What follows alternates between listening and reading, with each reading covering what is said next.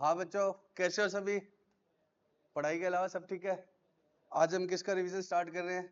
Net not for profit organisation या non profit organisation, NPO. NPO क्या होता है? जिसका ऑर्गेनाइजेशन में प्रॉफिट ही नहीं होगा या जिसका पर्पस प्रॉफिट कमाना नहीं है। प्रॉफिट हो सकता है बट इसका पर्पस क्या नहीं है? प्रॉफिट कमाना। मतलब प्रॉफिट मतलब सरप्लस तो बचता ही है। एनपीओ में रिवीजन कर रहे हैं, आपको पता है इनकम एंड एक्सपेंडिचर और में, और आपने कुछ भी नहीं पढ़ा होगा तो भी आपको क्या आएगा, समझ आ जाएगा सारा का सारा। ठीक है, तो हम ऐसा नहीं है कि फटाफट से बिल्कुल ही कर देंगे। किस तरह के ऑर्गेनाइजेशंस होते हैं एनपीओ में? जैसे समर्थ कॉमर्स क्लासेस। बोलो एकदम क्या। अब सुनो, किस तरह के ऑर्गेनाइजेशन होते हैं? या तो क्लब्स होते हैं। इसका मतलब ये नहीं है कि पब्लिक सर्विस ही हो, पब्लिक सर्विस भी एक पर्पज हो सकता है, बट जरूरी नहीं है कि क्या हो, पब्लिक सर्विस हो। अपने मेंबर की सर्विस करते हैं। क्लब है जैसे शादुल क्लब है, तो वो कोई पब्लिक की सर्विस थोड़ी करता है, बट क्या है, अपने मेंबर्स को ही सर्व करता है। बाकी आकर कोई उसको कितना भी रुपया दे दे वो क्या नहीं करेगा, उससे डील नहीं करेगा। तो अगर अपन सब लोगों ने मिलकर एक जिम खोल ली, हम अब किसी भी बाहर वाले को नहीं आने देंगे। ठीक है, कुछ कंट्रीब्यूशन किया इनिशियली, कुछ रुपए डाले, और उसका डेली का मतलब मंथली रेंट वगैरह निकल जाए, उसके लिए हर महीने कुछ रुपए और डालते रहेंगे। तो हमारा भी क्या है फिर, ये एनपीओ है। बस शर्त क्या है, हम किसी बाहर वाले को एंटरटेन नहीं करेंगे। पक्का? तो जैसे शादुल क्लब है, तो वो कोई पब्लिक सर्विस थोड़ी कर रहा है, बट वो अपने मेंबर्स को सर्व कर रहा है, लेकिन तो वो भी क्या है, एनपीओ। और दूसरी तरफ क्या होते हैं जो पब्लिक सर्विस वाले होते हैं, जैसे क्या है, आपके बाफना स्कूल है, जैन स्कूल है, ये सब क्या बने हुए हैं, एनपीओ बनकर रजिस्टर्ड है। अब आप ये कहोगे कि एनपीओ में कमाई नहीं करनी, ऐसा है क्या? नहीं, एनपीओ भी कमाई करता है, बट वो अपनी कमाई को उसी कॉज में अप्लाई करेगा। जैसे समर्थ, तो मैं मजाक के लिए कह रहा हूँ, मैं एनपीओ क्यों नहीं बन सकता? क्योंकि मैं यहाँ से ड्राइंग्स करता हूँ, अगर फीस आती है तो मैं उसमें से क्या करता हूँ, घर ले जाऊंगा। मैं भी इसको एनपीओ रजिस्टर करवा लूँ तो क्या फीस माफ करनी होगी? नहीं, फीस मैं तब भी ले सकता हूँ, लेकिन क्या होगा, जो भी बचेगा वो वापस किस में लगेगा, कोचिंग में ही लगेगा। फिर मेरे घर पर 1 रुपया भी नहीं जाएगा। और लोग एनपीओ क्यों रजिस्टर करवाते हैं? एनपीओ रजिस्टर करवाने का एक सोल पर्पस क्या है, टैक्स माफ हो जाना। बहुत सारी लाइब्रेरी है, या आप बीकानेर में देखोगे तो सोफिया स्कूल के पीछे क्या है, एक ऑर्फनेज बना हुआ है। अपना घर आश्रम है, पीबीएम में 5 रुपए वाली रसोई है। ये सब चीजें किसके एग्जाम्पल्स है? एनपीओ के। अब एनपीओ की इनकम में क्या सोर्स होता है मुख्यतः? जैसे मान लो कि मैंने, इसने और इस ये 3 भाइयों ने, हमने मिलकर क्या स्टार्ट कर दिया, 10,000 रुपीज हम पर मंथ कॉन्ट्रीब्यूट करेंगे, तो कितने रुपए हर महीने आते रहेंगे? 30,000। और साल के कितना हो गया? 3,60,000। 10 10 10 30,000, और साल के कितने हो गए? 360। अब 3,60,000 मान लो, एक बच्चे की स्कूल फीस 40,000 है, तो हम कितने बच्चों को पढ़ा लेंगे? 9 बच्चों को। तो हमने ऐसे मिलकर स्टार्ट किया। अब इसको देखकर मान लो इसको भी ठीक लगा कि मैं भी जुड़ना चाहती हूँ, तो इसको भी हमने क्या कर लिया, मेंबर बना लिया। तो एनपीओ की मुख्य सोर्स इनकम का क्या होता है? सब्सक्रिप्शन। कुछ लोग मेंबर्स जो होते हैं वो लोग क्या करते रहेंगे, पर मंथ क्या करते रहते हैं, कॉन्ट्रीब्यूट। अब हमारा काम अच्छा दिखा आपको भी, लेकिन अभी आप सीए के स्टूडेंट्स हो, अभी आप इतना कमाते तो हो नहीं। तो आपने बोला कि सर हम परमानेंट मेंबर तो नहीं बन सकते, लेकिन कभी कभार आपके पास कुछ रुपए होते हैं, जैसे आपका बर्थडे है, आपने फिर हमें दे दिया, तो वो क्या होती है, चैरिटी। गवर्नमेंट जब इस तरह के डोनेशन देती है तब क्या बोल देते हैं, ग्रांट्स। तो गवर्नमेंट जब डोनेशन देती है तो हम क्या बोल देते हैं, ग्रांट। और पब्लिक के लोग छुटपुट छुटपुट देते हैं तो वो क्या होती है, चैरिटी। अब रतन टाटा जैसे आदमी ने सीधा 10 लाख का चेक दे दिया, तब वो क्या होगा, डोनेशन। तो डोनेशन क्या होता है, एक डिसेंट हैंडसम अमाउंट। चैरिटी क्या होता है, छुटपुट 200 500 की रसीदें कटती रहती है। और ग्रांट्स क्या होता है, जब गवर्नमेंट से आती है। अच्छा, ये क्लब टाइप के एनपीओस को आती है या चैरिटेबल कोज वालों को? चैरिटेबल। अब शादुल क्लब में अपन लोग क्यों देंगे, ना चैरिटी देंगे ना गवर्नमेंट एड देंगे। वो तो किसको आती है, जिनका कोज चैरिटेबल है। जैसे मदर टेरेसा के क्या चल रहे हैं, या अपना घर आश्रम है बीकानेर में, तो इनका काम चैरिटी का है, तब क्या मिलता है इनको, गवर्नमेंट एड भी मिल जाती है। लेकिन शादुल क्लब वालों को सिर्फ किस पर डिपेंड रहना पड़ता है, सब्सक्रिप्शन पर। सब्सक्रिप्शन पर और होने को आ जाए तो हमें कोई दिक्कत नहीं है। तो हमें मेनली इसमें क्या सीखना है, सब्सक्रिप्शन, ग्रांट, चैरिटी, और ये सब की इनकम कैसे आती है, बोलो। तो एनपीओ अपने फाइनल अकाउंट में क्या बनाता है, रिसीट एंड पेमेंट अकाउंट और income and expenditure account. Income and expenditure account किसके जैसा होता है, बिल्कुल पीएनएल के जैसा। इनकम एंड एक्सपेंडिचर का मतलब पीएनएल का छोटा भाई है, बस नाम क्या नहीं रख सकते हम, प्रॉफिट एंड लॉस। एक तरफ तो हम प्रिटेंड कर रहे हैं कि नॉट फॉर प्रॉफिट, और हमारे खातों में स्मेल आती है प्रॉफिट एंड लॉस अकाउंट, तो इसलिए हमने प्रॉफिट एंड लॉस की बजाय क्या कर दिया, इनकम एंड एक्सपेंडिचर। लेकिन ये है किसके जैसा, सेम पीएनएल के जैसा। पीएनएल का मतलब क्या होता है, इसमें करंट ईयर की रेवेन्यू रिसीट्स आती है। जैसे आपने मुझे फीस दी चाहे ना दी, अगर मैंने पढ़ा दिया तो वो पीएनएल में मैं क्रेडिट करता हूँ। वैसे इनकम में क्या आएगा, इसमें सब्सक्रिप्शन की इनकम आएगी, चाहे मेंबर्स का पैसा आना बाकी है, चाहे जैसे मान लो 100 मेंबर है और जैसे मान लो मेरे पास 10 स्टूडेंट है और एक बच्चे की फीस 1000 है, तो मेरी इनकम कितनी आएगी 10,000, चाहे अभी मुझे रिसीव 8000 ही हुआ है। तो इनकम एंड एक्सपेंडिचर में क्या आता है, रिलेटेड टू करंट ईयर, चाहे वो पे मिला है चाहे नहीं मिला है। सिमिलरली एक्सपेंस है, जैसे इस बिल्डिंग का रेंट है जिसमें अपने पढ़ा रहे हैं 50,000 पर मंथ, तो साल का कितना आएगा 6 लाख, चाहे मैंने क्या दिया है अभी 4 लाख ही दिया है, या हो सकता है मैंने एडवांस दे दिया हो। इनकम एंड एक्सपेंडिचर का मतलब रिलेटेड टू करंट ईयर, अगर हिंदी में बोलूं तो इस बार का, चाहे वो पे किया है चाहे नहीं पे किया, आगे का पे कर दिया तो भी इसमें नहीं आएगा, पुराना पे किया तो भी इसमें नहीं आएगा, इस बार का ही आएगा, और इस बार का बाकी रह गया तो भी इसमें आएगा। तो सही प्रॉफिट कब आएंगे, जब करंट ईयर की इनकम और करंट ईयर के एक्सपेंस मैच होंगे। तो अगर मान लो मेरी सैलरी है 10 लाख रुपीस, जिसमें से मैंने कितनी पे कर दी 8 लाख, और कितनी बाकी है अभी देनी 2 लाख, तो P&L में या इनकम एंड एक्सपेंडिचर में कितना आएगा पूरा 10 लाख। ठीक है, समझ रहे हो क्या, इनकम एंड एक्सपेंडिचर में क्या आएगा करंट ईयर का। मान लो कि मनीष सर की सैलरी है 50,000 पर मंथ, और मुझे कितने देने हैं साल के 6 लाख, अभी मैंने 5 लाख दिए हैं, इनकम एंड एक्सपेंडिचर में कितना आएगा 6 लाख। उन्होंने बोला कुछ एक्स्ट्रा चाहिए और मैंने एक बार 7 लाख दे दिए, तब भी इनकम एंड एक्सपेंडिचर में कितना आएगा 6 लाख। इनकम एंड एक्सपेंडिचर मतलब current year, current year, current year. Last year का इस बार पे किया, it will not appear in income and expenditure. Next year का इस बार पे कर दिया, ये भी इनकम एंड एक्सपेंडिचर में नहीं आएगा। इनकम एंड एक्सपेंडिचर में कौन सा आएगा, सिर्फ करंट ईयर का।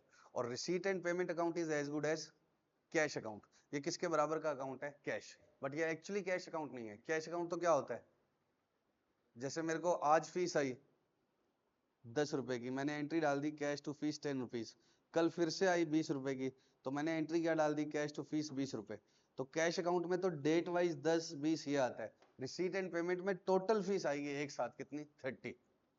जैसे बड़े ऑर्गेनाइजेशन कैश फ्लो स्टेटमेंट बनाते हैं, वैसे एनपीओ वाले क्या बनाते हैं, रिसीट एंड पेमेंट। अब नॉर्मल तो सब्सक्रिप्शन डेली डेली आ रहा है, रिसीट एंड पेमेंट में क्या आएगा total subscription received. Receipt and payment का मतलब ही क्या है, ये समझ लो आपका गल्ला है, गल्ला का मतलब कैश बॉक्स। जो कुछ भी आया वो किस में आएगा, डेबिट साइड में, और जो कुछ भी गया वो कहाँ आएगा, क्रेडिट साइड में। वो चाहे फिर करंट ईयर का है चाहे लास्ट ईयर का है। करंट ईयर की सैलरी है 10 लाख, मैंने दी 11 लाख, तो P&L में कितनी आएगी 10 लाख। P&L बोले तो इनकम एंड एक्सपेंडिचर। और रिसीट एंड पेमेंट में कितनी आएगी 11 लाख। रिसीट एंड पेमेंट में क्या आएगा, जो आया और जो गया। Receipt payment account is like my cash, जो आया इसमें वो डेबिट, जो गया वो क्रेडिट। अब वो चाहे इनकम की आइटम भी ना हो तो भी, जैसे मैंने लोन लिया तो वो इनकम थोड़ी है, वो तो वापस चुकाना है। तो लोन लेना will not appear in income and expenditure account, but it will appear in receipt and payment. तो एक बार फटाफट से देख लो रिसीट पेमेंट कैसे बनेगा। इसमें सबसे पहले क्या लिखेंगे, opening balance of cash and bank, it's a joint account of cash and bank. तो कैश और बैंक दोनों का ओपनिंग बैलेंस। फिर सारे के सारे रिसीट्स, रिसीट्स का मतलब जो आया, कुछ बच्चे इसको रिसिप्ट बोलते हैं, पी क्या होता है साइलेंट, ठीक है, इसको क्या बोलेंगे रिसीट्स। रेवेन्यू रिसीट्स मतलब सब्सक्रिप्शन का आ गया, डोनेशन चैरिटी जो भी आ गई। कैपिटल रिसीट का मतलब बोलो, जैसे कोई नया मेंबर ऐड, चलो एक बार नए मेंबर को छोड़ो, वो आगे डिस्कशन करेंगे। मान लो कि क्या है फिक्स एसेट्स बेच दी तो क्या होगा, वो इनकम तो नहीं है लेकिन वो क्या है तब भी रिसीट एंड पेमेंट में आएगी। अब ये करंट ईयर के हो, पास्ट ईयर के हो, फ्यूचर ईयर के हो, मतलब नहीं है। इसमें जो भी रुपए आए और जो भी गए, चाहे वो रेवेन्यू है चाहे कैपिटल है, चाहे सैलरी पे करो चाहे क्या पे करो, बिल्डिंग खरीदो, दोनों इधर आएंगे, चाहे करंट ईयर के चाहे पास्ट ईयर के चाहे फ्यूचर ईयर के। इनकम एंड एक्सपेंडिचर में करंट ईयर के वो भी कौन से रेवेन्यू आइटम्स, लोन लेना, एसेट्स खरीदना, एसेट बेचना, ये सब इसमें नहीं आएंगे। उनके प्रॉफिट लॉस की बात नहीं कर रहा, मैंने एक एसेट खरीदी तो उसका डेप भले ही आ जाएगा, लेकिन क्या नहीं आएगा, वो तो डेप तो उसका करंट ईयर का एक्सपेंस है, लेकिन पूरा का पूरा जो गया है वो यहाँ पर नहीं आएगा। तो इसमें रेवेन्यू नेचर की और करंट ईयर की, चाहे मिली चाहे ना मिली, चाहे पे करी चाहे ना पे करी। अब इसमें स्पेशल चीजें हैं जो अलग अलग एडजस्टमेंट्स है वो हमें सीखने हैं। सबसे पहले किसका है, सब्सक्रिप्शन का। सब्सक्रिप्शन क्या होता है बच्चों, एनपीओ की मेन सोर्स का, मतलब इनकम का मेन सोर्स होता है।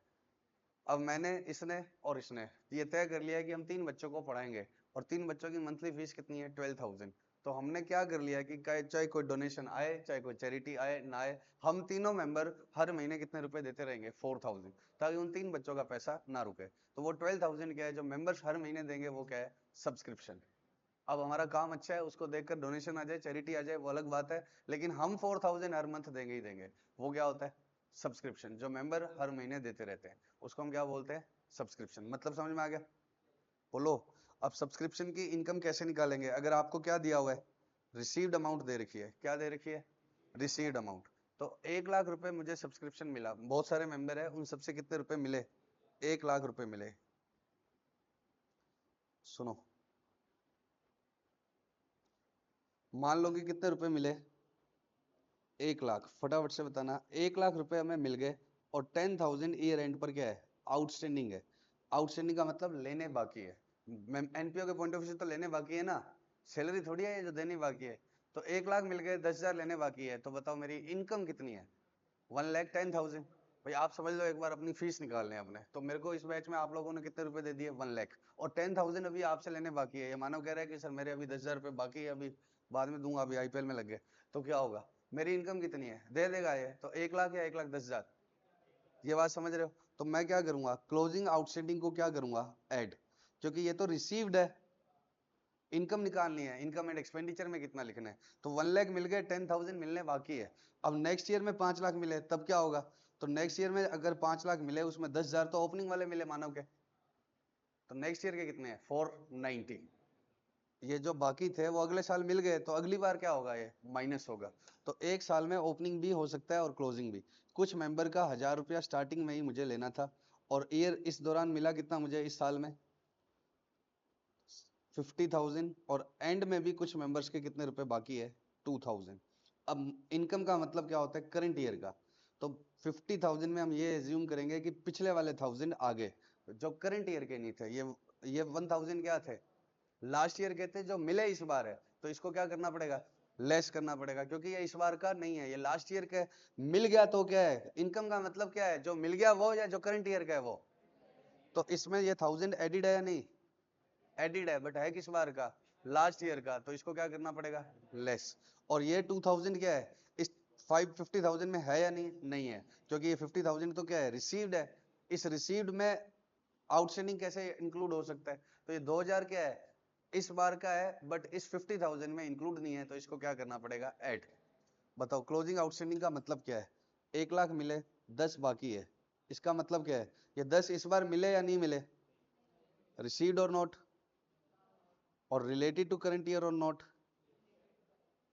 इस 10,000 का बताओ, रिसीव्ड और not, not, but related to current year, तो मुझे इसको क्या करना पड़ेगा, ऐड, क्योंकि रिसीव्ड वाले में ये इंक्लूड नहीं है। ओपनिंग 3,000 का मतलब क्या बताओ, रिसीव्ड और not, yes, but related to current year और नॉट, नहीं, तो ये रिसीव्ड में एडिड है, तो इसको क्या करना पड़ेगा, लेस। तो क्लोजिंग आउटस्टैंडिंग ऐड करना है और ओपनिंग आउटस्टैंडिंग लेस करना है, पक्का। तो इनकम कैसे निकालते हैं, ऐड, आउटस्टैंडिंग कौन सा, क्लोजिंग।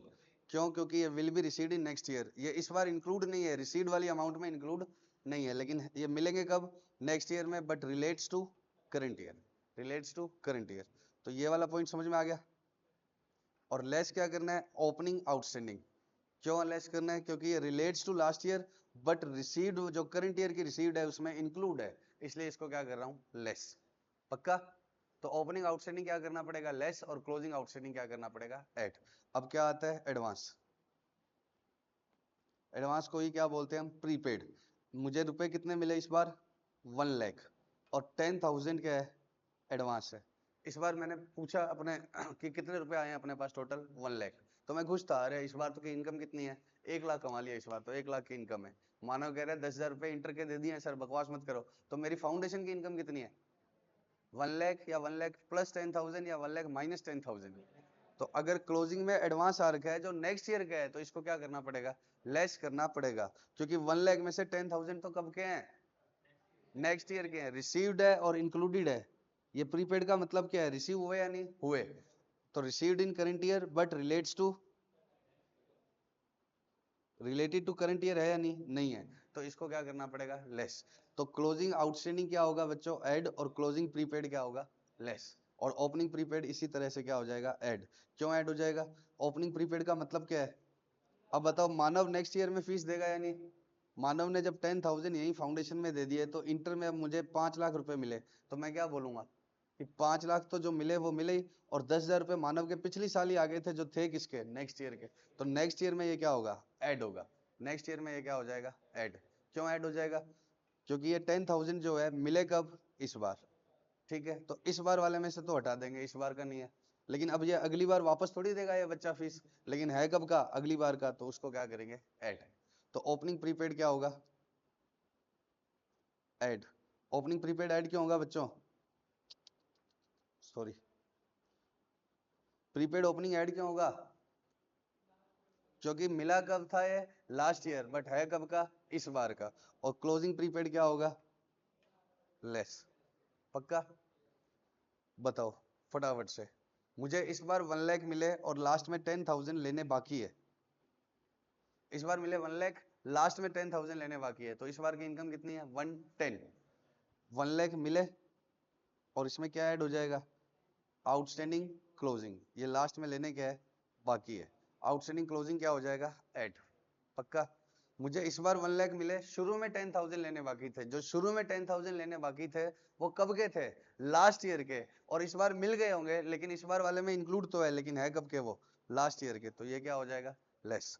अब ये मैंने आपको जो समझाना था समझा दिया, बट आपको एग्जाम में आपको क्या करना होगा, फटाफट से करना होगा। तो हम एक तरीका कर लेते हैं याद रखने का, ताकि क्या हम एग्जाम में क्या कर लें, फास्ट एंड फॉरवर्ड कर लें। इतना सोचोगे कि किस बार के हैं क्या है, तो इसमें क्या होगा, पेपर पूरा नहीं होगा। तो मैं आपको याद करने का, कैसे याद करते थे हम क्लास में, बताओ क्या वर्ड याद किया था हमने, COA, कोआ। कोआ का मतलब C for closing, O for outstanding, A for add. तो क्लोजिंग आउटस्टैंडिंग क्या होगा, ऐड, और अकॉर्डिंगली आप सारी चीजें सीख जाओगे। याद है क्या, ऐसे किया था हमने, रिसीव्ड कितने का है, 1 लाख, आउटस्टैंडिंग 400, और क्लोजिंग आउटस्टैंडिंग कितना है, 500। तो क्लोजिंग आउटस्टैंडिंग क्या होगा, ऐड, और ओपनिंग आउटस्टैंडिंग क्या होगा, लेस। ये स्टार्टिंग में है तो कौन सा है, ओपनिंग, और ये क्लोजिंग। तो आप ये याद रखना कि मैंने कैसे लिखा हुआ है, आउटस्टैंडिंग लिखा हुआ है और इधर क्या लगाया हुआ है, प्लस। तो ये आउटस्टैंडिंग ऐड होता है, तो यहाँ पर प्रीपेड क्या होगा, लेस, और ये आउटस्टैंडिंग क्या हो जाएगा, लेस, क्योंकि ये वाला आउटस्टैंडिंग प्लस हो रहा है, तो ओपनिंग वाला आउटस्टैंडिंग क्या हो जाएगा, लेस, और प्रीपेड वाला क्या हो जाएगा, ऐड। तो ये डायग्राम आप हमेशा हमेशा याद रखना, ताकि आपको पेपर में फटाफट से करने में कोई दिक्कत ना हो। रिसीव्ड जितना भी दिया होगा उसमें क्या कर देना, आउटस्टैंडिंग, आउटस्टैंडिंग, प्रीपेड, प्रीपेड। फटाफट से बताओ कि मैं इस जगह पर कौन सा साइन बनाऊं, प्लस या माइनस, तो ये प्लस तो ये माइनस, अगर ये प्लस है तो ये माइनस, और ये प्लस। तो बस आप क्या याद रखना, ये वाला, ये कैसे याद किया था हमने, कोवा, क्लोजिंग आउटस्टैंडिंग ऐड होगा। अब आउटस्टैंडिंग के ही दूसरे नाम क्या हो सकते हैं, लेना बाकी है तो क्या होगा, रिसीवेबल, या लेना बाकी है तो क्या हो जाएगा, ड्यू। तो ड्यू भी लिख सकता है, आउटस्टैंडिंग भी लिख सकता है, और रिसीवेबल भी लिख सकता है। ड्यू, आउटस्टैंडिंग और रिसीवेबल क्या होता है बच्चों, एक ही बात, ये सब नाम एक ही है, आउटस्टैंडिंग, ड्यू, रिसीवेबल, अक्रूड। और प्रीपेड का मतलब एडवांस, तो प्रीपेड का क्या क्या नाम हो सकते हैं, ये वाले, prepaid, unearned, advance, unexpired. Unexpired मतलब जिसका टाइम एक्सपायर नहीं हुआ। पक्का, बोलो, या आप मेरे से ले लेना, तुम लेते ही नहीं हो जाते समय। अब दूसरा ये क्या दे सकता है,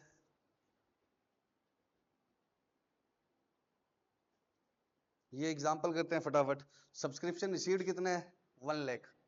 अब क्लोजिंग आउटस्टैंडिंग क्या होगा, तो 300 प्लस ये माइनस, ये प्लस और ये माइनस, तो ये दोनों प्लस करने हैं 500, और ये दोनों क्या है, माइनस 600 माइनस करना है, तो नेट कितना माइनस करना है, 100 रुपए। इन दोनों को क्या करना है, प्लस, और 500 प्लस करना है, और 600 क्या करना है, माइनस, ऐसे ही कर लेना। तो 100 रुपए नेट क्या हो गया, माइनस। तो 1 लाख में से 100 गए तो कितना रह गया, 99,900। ये किस में आएगा, इनकम एंड एक्सपेंडिचर में। ये किस में आएगा, समझ रही है क्या। और रिसीट्स में क्या आएगा, जो मिला। ये सर आगे पीछे का मिला है, तो रिसीट में तो मुझे मतलब ही नहीं है ना, कोई सा मिले। तो रिसीट एंड पेमेंट में कितना आएगा, 1 लाख, और इनकम एंड एक्सपेंडिचर में क्या आएगा, 99। आज की क्लास हमें सारे के सारे क्या करने हैं, एडजस्टमेंट, और नेक्स्ट क्लास में सारे के सारे क्वेश्चन। पक्का, बोलो। तो ये एडजस्टमेंट एक नहीं आएगा, ये सारे चीजें मिलकर आएगी आगे, सब्सक्रिप्शन, कंजम्पशन, पता नहीं सब कुछ जो भी आगे पढ़ेंगे। तो आज की क्लास में हम क्या कर रहे हैं, एडजस्टमेंट सारे सीख लेंगे, ठीक है। तो रिसीट, ये अमाउंट कहां पर आएगी, फटाफट से बताओ। रिसीट एंड पेमेंट, टू या बाय, टू। और इनकम की जो अमाउंट निकाली है वो इनकम एंड एक्सपेंडिचर में, बाय में। पक्का। आउटस्टैंडिंग लेना बाकी है, इज इट एसेट और लाइबिलिटी, लेना जो बाकी है, आउटस्टैंडिंग सब्सक्रिप्शन, एसेट है, और प्रीपेड सब्सक्रिप्शन एडवांस आ गया, वो क्या है, लाइबिलिटी। भाई तुमने मुझे पैसे एडवांस में दे दिए, अभी पढ़ाना ही बाकी है, तो वो क्या है, लाइबिलिटी। तुमने मुझे रुपए दिए नहीं, मैंने पढ़ा दिया, तो वो क्या है, एसेट। तो आउटस्टैंडिंग सब्सक्रिप्शन क्या होता है बच्चों, एसेट। तो आउटस्टैंडिंग सब्सक्रिप्शन ओपनिंग वाला, ओपनिंग बैलेंस शीट में अभी ये बनानी होगी हमें, ओपनिंग बैलेंस शीट भी बनानी होगी और क्लोजिंग बैलेंस शीट भी। तो आउटस्टैंडिंग कहां पर आएगा, एसेट साइड में, और प्रीपेड कहां पर आएगा, लाइबिलिटी साइड। तो आपको रिसीव्ड से क्या निकाल लिया आपने, इनकम। तो रिसीव्ड से जो आपने इनकम निकाल ली वो क्या होगा, इनकम तो आ जाएगा इनकम एंड एक्सपेंडिचर में, और रिसीव्ड वाली अमाउंट रिसीट में 2 में, और आउटस्टैंडिंग कहां पर आ जाएगा, बैलेंस शीट में, एसेट में, प्रीपेड कहां आ जाएगा, लाइबिलिटीज में। अब उल्टा भी दे सकता है, ये क्या उल्टा दे सकता है, रिसीट पेमेंट की बजाय इनकम एंड एक्सपेंडिचर की अमाउंट दे देगा, तो वो सब चीजें क्या हो जाएगी, उल्टी। देखो आप क्या कर रहे हो, रिसीट पेमेंट की अमाउंट में क्या करते हो, क्लोजिंग आउटस्टैंडिंग क्या करते हो, हमने तो ये याद रखा ना, क्लोजिंग आउटस्टैंडिंग ऐड, फिर क्लोजिंग आउटस्टैंडिंग ऐड करोगे तो क्लोजिंग प्रीपेड क्या हो जाएगा, लेस। याद है ना ये, अरे इसी पर आ जाओ।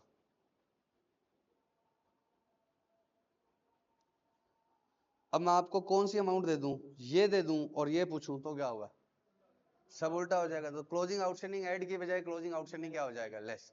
तो कई बार वो इनकम की अमाउंट दे देगा और आपसे क्या निकलवाएगा, रिसीट की। तो अगर इनकम एंड एक्सपेंडिचर की अमाउंट पता लग जाए तो क्या करना है, क्लोजिंग आउटस्टैंडिंग ऐड या क्लोजिंग आउटस्टैंडिंग लेस।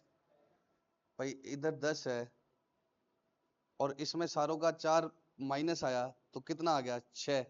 तो 6 से वापस 10 पहुंचना है, तो 4 क्या करना पड़ेगा, ऐड। तो अगर आपको इनकम की अमाउंट दे दे वो और रिसीट निकलवाए, तो क्या होगा, क्लोजिंग आउटस्टैंडिंग ऐड की बजाय क्लोजिंग आउटस्टैंडिंग लेस। और अकॉर्डिंगली बाकी चीजें सोच लोगे ना चारों। अरे बोलो, ये दोनों ऐड की बजाय क्या करनी पड़ेगी, लेस, और ये लेस वाली चीजें क्या करनी पड़ेगी, ऐड। श्योर। तो अब मैंने दूसरा एग्जांपल क्या किया हुआ है, इनकम देकर क्या पूछा हुआ है। अब ये दे रखा है, club has 30 members each paying 500 rupees. 30 member है और 30 के 30 कितने रुपए देते हैं। तो ये क्या है, इनकम एंड एक्सपेंडिचर की अमाउंट है। मैं बोलूँ कि मैं 10 बच्चे पढ़ा रहा हूँ और पर स्टूडेंट फीस 1000 है, तो इनकम तो 1000 ही है, आई चाहे ना आई। 10 बच्चे पढ़ा रहा हूँ, आई चाहे ना आई मतलब डूबी नहीं है, आ जाएगी आगे। तो 10 स्टूडेंट्स है, और क्या है, पर स्टूडेंट फीस कितनी है, 1000। तो what is my income, 10 into 1000, 10,000। तो इसमें इनकम कितने की है, 30 इंटू 500 कितने की है, 15,000। अब इनकम पता लग गई, तो अभी मैंने आपको क्या बताया था, क्लोजिंग आउटस्टैंडिंग ऐड करना है, और ये ऐड होता है, ये माइनस होता है, ये माइनस होता है। बट इनकम से क्या पूछा जा रहा है, रिसीट। तो ये क्या होगा, उल्टे हो जाएंगे ना साइन सारे। तो क्लोजिंग आउटस्टैंडिंग क्या होगा बच्चों, लेस, ये प्लस ये, लेस होगा। हाँ कर रहा हूँ भाई, कर रहा हूँ। मार दोगे क्या जान से, मोबाइल तोड़ लो अपना बस। तो 300 तो मोबाइल में देख रहे हो ना, 300 और 200, 500 क्या होगा, ऐड, और 600 क्या होगा, लेस। गड़बड़ कर दी क्या आंसर में, कैसे, 600 प्लस हो रहा है, सॉरी 600 प्लस हो रहा है और 500 क्या हो रहा है, लेस। तो नेट क्या हो रहा है, 100 प्लस हो रहा है ना नेट। उड़ा रहा हूं मैं सारे साइन, नहीं तो ये मेरे खराब हो जाए। बाल बना रही है, इधर सत्संग चल रहे हैं, बीच में मत बोल। सॉरी से क्या होता है, हाँ ध्यान दूंगी। इसको, तुम्हारी आवाज कैप्चर नहीं हो रही, इसको जानबूझ के बीच में आना है, ये माइक ले ले तब आएगी, नालायक। अब बताओ क्या होगा, बोलो, फटाफट से, डिस्टर्ब कर दिया तो। इससे बढ़िया बिल्ली रास्ता काट जाए बीच में लड़की को बोलने से। इधर क्या करते थे हम, प्लस कर रहे थे ना, लेकिन इनकम दी है तो अब क्या करना पड़ेगा, ये माइनस ये प्लस ये माइनस और ये प्लस। सर कौन सा, ये हमें दिख थोड़ी रहा। बताओ 500 और 100, 600 प्लस करना है और 500 लेस करना है, तो 100 क्या हो गया, नेट ऐड। तो इनकम थी 15,000 और रिसीट पेमेंट की 15,100। ये अमाउंट कहाँ आएगी, रिसीट एंड पेमेंट में। ये अमाउंट कहाँ पर आएगी, जो हमने इस बार ढूंढी है वो कौन सी ढूंढी है, रिसीट पेमेंट। और इनकम एंड एक्सपेंडिचर यहाँ आ गई, ये आउटस्टैंडिंग एसेट्स में आ जाएंगे दोनों, और ये प्रीपेड कहाँ आ जाएंगे, लाइबिलिटीज में। पक्का। तो this is all about adjustment of subscription. ठीक है, ऐसे किसका होता है, सैलरी का। ऐसे किसका होता है, एक्सपेंस का एडजस्टमेंट। सीधा सीधा समझेंगे एग्जांपल के थ्रू। सैलरी पे कितनी करी मैंने, 1 लाख, कितनी बाकी है, तो इस बार का एक्सपेंस कितना है 1 लाख प्लस 300। अगर मैंने 1 लाख पे करी और 300 अभी बाकी है तो मेरा एक्सपेंस कितना है भाई, ये तो मैंने पे ही कर दी और ये अभी क्लोजिंग में बाकी है तो ये भी इस बार का एक्सपेंस है। अब ये ओपनिंग बाकी है तो वो क्या होगा माइनस। तो सेम वो के वो है, बस सैलरी क्या है एक्सपेंस है। सैलरी क्या है एक्सपेंस है, पक्का। तो सब्सक्रिप्शन में भी क्लोजिंग आउटस्टैंडिंग ऐड होगा और सैलरी में भी क्लोजिंग आउटस्टैंडिंग क्या होगा ऐड। और एक्सपेंस है तो बस वो सब्सक्रिप्शन कहाँ आता था 2 में आता था मिलता था, तो ये कहाँ आएगा बाय में। लेकिन क्लोजिंग आउटस्टैंडिंग ऐड का ही रूल रहेगा, ये नहीं है कि क्लोजिंग आउटस्टैंडिंग लेस हो जाएगा। आप सोचो इनकम था और एक्सपेंस है तो क्या हो जाएगा उल्टा हो जाएगा। क्लोजिंग आउटस्टैंडिंग क्या होगा ऐड। आप खुद सोचो मैंने 10,000 सैलरी पे कर दी, 1000 अभी आउटस्टैंडिंग है तो मेरी इनकम कितनी है बताओ। इनकम थोड़ी है सैलरी है। 10,000 पे कर दी, 1000 अभी बाकी है, इनकम कितनी है नालायक। एक्सपेंस कितना है 11। बोलो if I have paid salary of rupees 10,000 and still 1,000 is outstanding then how much is my current year in expense। तो कितना होगा 11,000। तो क्लोजिंग आउटस्टैंडिंग अभी भी क्या होगा ऐड। और इसका मतलब क्या है ओपनिंग आउटस्टैंडिंग का मतलब this relates to last year but has been paid during the year and hence included in this 1 lakh but not relates to current year। तो इसको क्या करेंगे माइनस करेंगे, पक्का।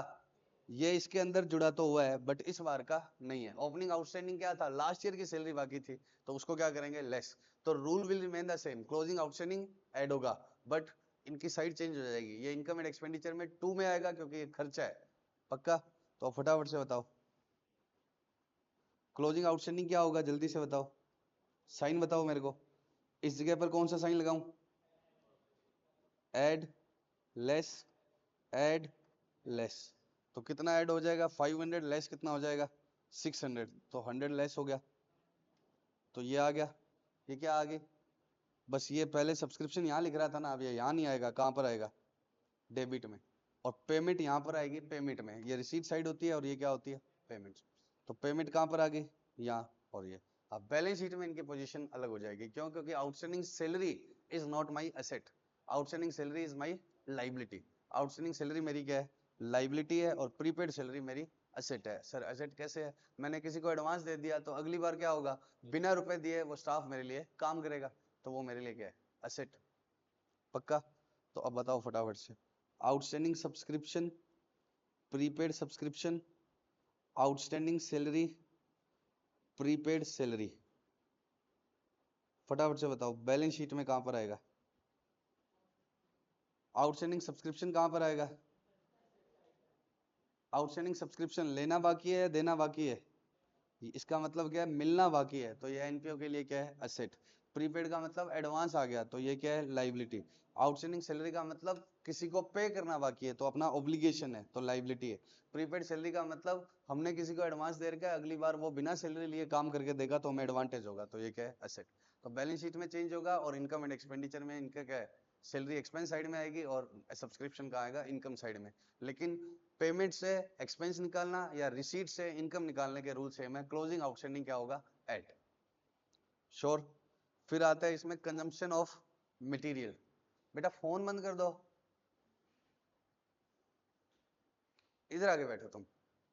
नहीं नहीं तुम बहुत बहुत देर हो गई। और ये पैसा कहाँ गई। कंजम्पशन ऑफ मटेरियल क्या होता है देखो एक नॉर्मल सी बात होता ना, मैं तुम्हारे बैच का प्रॉफिट निकालना चाहता हूं और मेरा मार्कर का एक्सपेंस कितना आना चाहिए। मैंने 10 मार्कर्स परचेज किए ड्यूरिंग योर बैच, हालांकि हम किससे पढ़ा रहे हैं आईपैड से और स्मार्ट पैनल से, लेकिन मान लो कि क्या है 10 मार्कर्स परचेज किए तो 10 मार्कर मैंने तुम्हारे बैच में खरीदे। अब क्या आप पता है यहाँ आके भी दिक्कत। ऑटो वाले तुम्हें फोन करते हैं ऑटो वाले, अच्छा ऑटो वाले फोन करते भाई पता नहीं। तो 10 मार्कर्स मैंने क्या किए परचेज, जिसमें से 2 क्या है अभी भी पड़े हुए हैं मेरे पास। During your batch I bought 10 markers but 2 marker अभी भी यूज्ड अनयूज्ड पड़े हुए हैं, वो हमारे पास स्टोर में पड़े हैं। तो आपके बैच का प्रॉफिट निकालने के लिए कितना एक्सपेंस चार्ज करूं, आपके बैच का प्रॉफिट निकालने के लिए कितना एक्सपेंस चार्ज करूं। 10 मार्कर खरीदे 2 अभी भी पड़े हैं तो आपके बैच का प्रॉफिट निकालने के लिए कितना चार्ज करूंगा 8। तो मैंने जो खरीदे वो मेरा एक्सपेंस थोड़ी है, 2 मार्कर तो नेक्स्ट बैच में लगेंगे, उस बैच में चार्ज होना चाहिए। तो what is my expense consumed, consumed का मतलब जो लग गए, खप गए। कंजम्पशन का मतलब जो आपके बैच के दौरान कंज्यूम हो गए। अब सुनो, तो आपका बैच जब शुरू हुआ तो 5 पहले से पड़े थे मार्कर, 5 मार्कर क्या पड़े थे पहले से, 20 और खरीदे तो ऐसा लग रहा है 25 कंज्यूम हो गए, लेकिन 2 अभी भी पड़े हैं। तो आपका बैच जब स्टार्ट हुआ तो ओपनिंग मेरे पास कितने मार्कर पड़े थे 5, परचेज कितने करे आपके बैच के दौरान 20, और 2 अभी भी पड़े हैं। तो आपके बैच में कितने मार्कर्स का एक्सपेंस चार्ज करूं, कितना 23, 5 पहले से थे, 20 और खरीद लिए तो कितने हो गए मेरे पास 25। तो 25 में से अब बचे कितने हैं, 2 ही बचे हैं। तो आप कितने के मार्कर यूज कर गए 23। During your batch I have used 23 markers. तो आपके बैच में कितना चार्ज होना चाहिए 23 मार्कर्स। ये बात समझ रहे हो। अब एनपीओ में क्या होता है, स्टोर होता है, अलग अलग एनपीओ में अलग अलग चीज का स्टोर होता है। फॉर एग्जाम्पल मेरा कोई चैरिटेबल ऐसा टाइप का है जो मेडिकल एड देता है पब्लिक को, जो भी रास्ते में एक्सीडेंट हुए लोग मिलते हैं उनको बुला के हम क्या करते हैं, ट्रीटमेंट करते हैं। तो मेरे पास किस तरह का स्टोर होता है, डिटोल, मेडिसिन वगैरह का, डिटोल का और ये सब चीजों का, पट्टियों का। पक्का। मैं एक स्पोर्ट्स क्लब हूं तो मेरे पास क्या होता है, ये हम तो चिड़ी बल्ला बोलते थे, क्या होता है, बैडमिंटन रैकेट्स और ये शटल और इन सब चीजों के क्या होते हैं, स्ट्रोक मतलब स्टोर होते हैं। बॉल पड़ी है, बैट पड़ी है, ग्लव्स पड़े हैं। तो शुरू में कितने थे वो, प्लस क्या कर लो, परचेजेस ऐड कर लो, और माइनस क्या कर दो, क्लोजिंग स्टॉक। तो वो जो कंज्यूम हो गया वो किस में आएगा, इनकम एंड एक्सपेंडिचर में। अब इस कंजम्पशन को निकालने के लिए आपको क्वेश्चन क्या नहीं देगा, परचेज ही नहीं देगा। अभी तो मैं आपको दे रहा हूं ना, जैसे मैं आपको ऐसे दे दूं, ओपनिंग स्टॉक है, परचेज है और क्लोजिंग स्टॉक है, 1000, 10,000, शाबाश, 3000। तो वहीं बैठी ठीक थी, यहाँ पे छींक रही है बैठी छी। अब इसके एसी पंखे की गलती नहीं है बेटा, गलती तुम्हारी है, इधर उधर देख रही है कि 1000 प्लस 10,000 माइनस 3,000 तो कितना हो गया, बताओ। लड़के बुरा मान रहे हैं, 11 माइनस 3 8,000, टोटल कितने हो गए 8,000। तो कंजम्पशन कितने की है 8,000। बट क्वेश्चन कहेगा परचेज ढूंढो, मैं तो दूंगा ही नहीं। तो क्वेश्चन तुम्हें क्या नहीं देगा, परचेज। तो परचेज कैसे ढूंढते हैं हम, आपको क्रेडिटर्स की देगा डिटेल और क्या देगा, पेमेंट की डिटेल। तो फर्स्ट स्टेप में आपको क्या ढूंढना पड़ेगा, परचेज। मैं आपको देता हूं एग्जांपल, ओपनिंग क्रेडिटर्स मेरे कितने के थे 100 के, और पेमेंट कितने की करी मैंने 500 की, और क्लोजिंग क्रेडिटर्स कितने के हैं मेरे 50 के। अब इनकम्प्लीट रिकॉर्ड वाला चैप्टर याद है क्या आपको, तो फिर ठीक है उसका रिवीजन नहीं कराएंगे, ठीक है। कह रही है यस सर। अब मैं मान के चल, ठीक है। अब सुनो, क्रेडिटर का अकाउंट बनाते हैं अपने। बस मुझे तो ये बता दो, याद हो चाहे ना हो, मुझे तो ये बता दो किसी भी लाइबिलिटीज का अकाउंट कहां से स्टार्ट करते हैं, टू साइड से या बाय से, ऐसे बता रही है।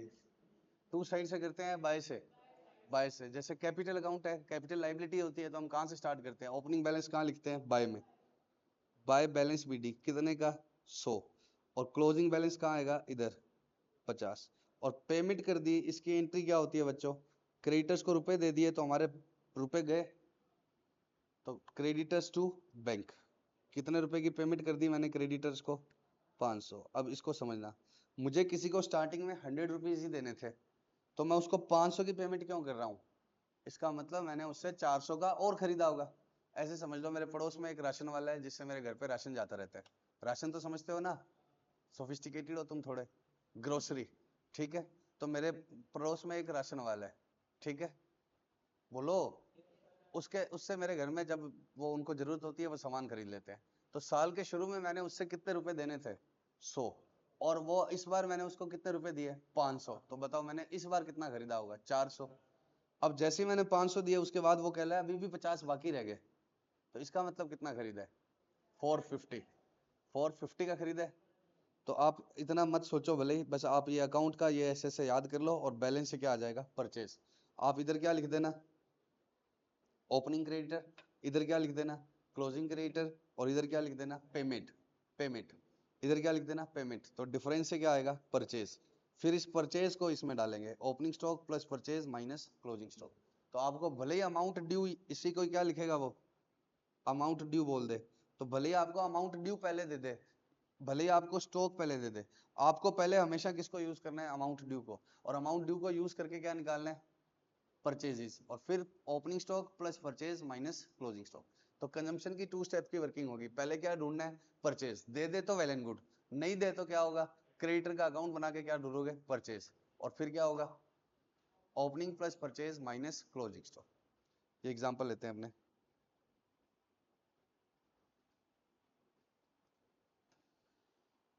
अब भले ही पहले स्टॉक दिया है, मेरे को कोई काम का नहीं है, मुझे किससे मतलब है, पहले क्रेडिटर से, और पेमेंट टू क्रेडिटर से क्या ढूंढना है, परचेज। बताओ ये 500 कहां लिखूं मैं, बाय साइड में। 500 पहले से देने हैं, लास्ट में कितने देने बाकी है, 700, और पेमेंट टू क्रेडिटर कितने की करी है, 1000। तो 1000 रुपए की पेमेंट कर दी, 500 के 1000 क्यों दिए, 500 ये खरीदा है और 700 भी बाकी है, मतलब परचेज कितने की करी है, 1200। तो मैंने क्रेडिट परचेज करी है 1200, क्रेडिटर से तो कौन सी परचेज आएगी, क्रेडिट, और इसमें कैश परचेज और दे रखी है 200। तो इसका मतलब टोटल भाई, एक तो इस राशन वाले से हम उधार मंगवाते ही हैं, तो उससे कितने का खरीदा है, 1200। अब एक बार मैं यहाँ से घर जाते हुए खुद से ही सामान ले गया, तो वो भी तो मेरी परचेज का ही पार्ट है। तो कैश क्रेडिट करके अकाउंट से सिर्फ कौन सी परचेज पता लगेगी तुम्हें, क्रेडिट परचेज। क्रेडिटर के अकाउंट से कौन सी परचेज पता लगेगी, क्रेडिट परचेज। तो क्रेडिट परचेज है 1200 और कैश परचेज कितनी है, 200। तो टोटल परचेज कितनी होगी, 1400। ओपनिंग स्टॉक कितने का है, 100। पहले बताओ, ये समझ में आ गया। अब ओपनिंग स्टॉक कितने का है, 100, इसमें क्या जोड़ दी, टोटल परचेजेस, और क्लोजिंग स्टॉक कहाँ लिख दिया, यहाँ पर।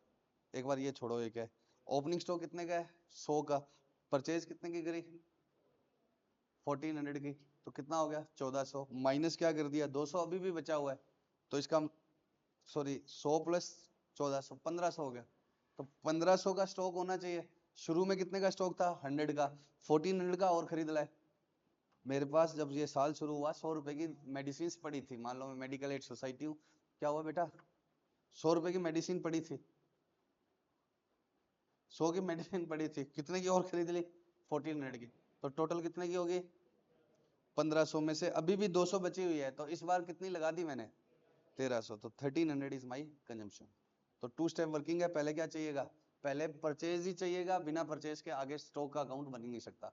तो पहले क्या चाहिए, परचेज में ओपनिंग क्रेडिटर कहाँ लिखोगे, 2 में या बाय में, क्लोजिंग क्रेडिटर 2 में, पेमेंट 2 में, बैलेंस से क्या आ जाएगा, परचेज। ये समझ गए। फिर इस परचेज को कहाँ लिख दोगे, स्टॉक के 2 में, और कैश परचेज और लिख देना, opening stock plus total purchase minus closing stock, तो इससे क्या आ जाएगा, कंजम्पशन। और इनकम एंड एक्सपेंडिचर में क्या आएगा, कंजम्पशन। इनकम एंड एक्सपेंडिचर में क्या आएगा, कंजम्पशन। तो कंजम्पशन कहाँ आएगी, इनकम एंड एक्सपेंडिचर में, नलायक।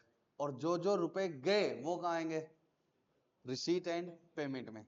तो रुपए कहाँ गए बताओ, एक तो क्रेडिटर को पेमेंट में गए, और एक कैश परचेज में भी गए। तो ये 1000 और 200 पेमेंट टू क्रेडिटर्स, और कैश परचेज कहाँ आएगी, रिसीट पेमेंट के बाय में। ये बाय और टू लिखा नहीं है मैंने, साइड तो समझ में आई रही है ना। तो ये रिसीट और पेमेंट के कहाँ आएगा, बाय में, और ये कहाँ आएगा, टू में। श्योर। अब ये आप समझती हो, क्रेडिटर लाइबिलिटी होता है और स्टॉक क्या होता है, एसेट। श्योर। तो ये किसका एग्जांपल है, कंजम्पशन का। सुनो फिर से बताओ, ये बैलेंस शीट में आ जाएगा एसेट साइड में, ये बैलेंस शीट में कहाँ आ जाएगा, लाइबिलिटी साइड में, और पेमेंट टू क्रेडिटर, और इससे क्या निकलेगा, परचेजेस। क्या करूँ, क्या रिपीट है, आगे चलूं, चलो आप वीडियो 2 बार देख लेना, ठीक है, मेरे भी व्यू बढ़ जाएंगे। एग्जाम्पल नेक्स्ट, ओपनिंग स्टॉक कितने का है, 100 और 200, क्रेडिटर 500 और 700, पेमेंट टू क्रेडिटर 1000। अब इसमें ये चीज समझनी है, ठीक है। Stock of 100 was sold for 120, 100 रुपए का स्टॉक हमने बेचा भी है, तो जो शॉर्ट कम मिल रहा है उसमें से कुछ हमने बेचा भी है। तो पहले तो आप क्रेडिटर का अकाउंट बना के क्या ढूंढ लेंगे फटाफट से, परचेज। वही 500 डाला, 700 डाला, पेमेंट डाली, तो क्या आ गई, परचेज, 1200 आ गई, पक्का। और 200 की ये परचेज है। अब ओपनिंग स्टॉक कितने का है मेरे पास, 100 का, 100 का ओपनिंग स्टॉक है ना। परचेज कितने की आ गई, 1200 प्लस 200, कैश परचेज भी तो है ना, नहीं समझती क्या, पक्का। तो टोटल कितना होना चाहिए मेरे पास स्टॉक? 1500। अब 1500 में से कितना ही बचा हुआ है मेरे पास? 200। तो मतलब कितना कंज्यूम हो गया होगा? तो अगर ये पिछले क्वेश्चन जैसे ही होता तो कंजम्पशन कितनी होती? 1300। 100 का ओपनिंग स्टॉक था मेरे पास बच्चे। ये क्या शुरू हो गया रिकॉर्ड? 100 का क्या था ओपनिंग स्टॉक? 100 का क्या था? ये रिकॉर्डिंग का इशू। 100 का ओपनिंग स्टॉक।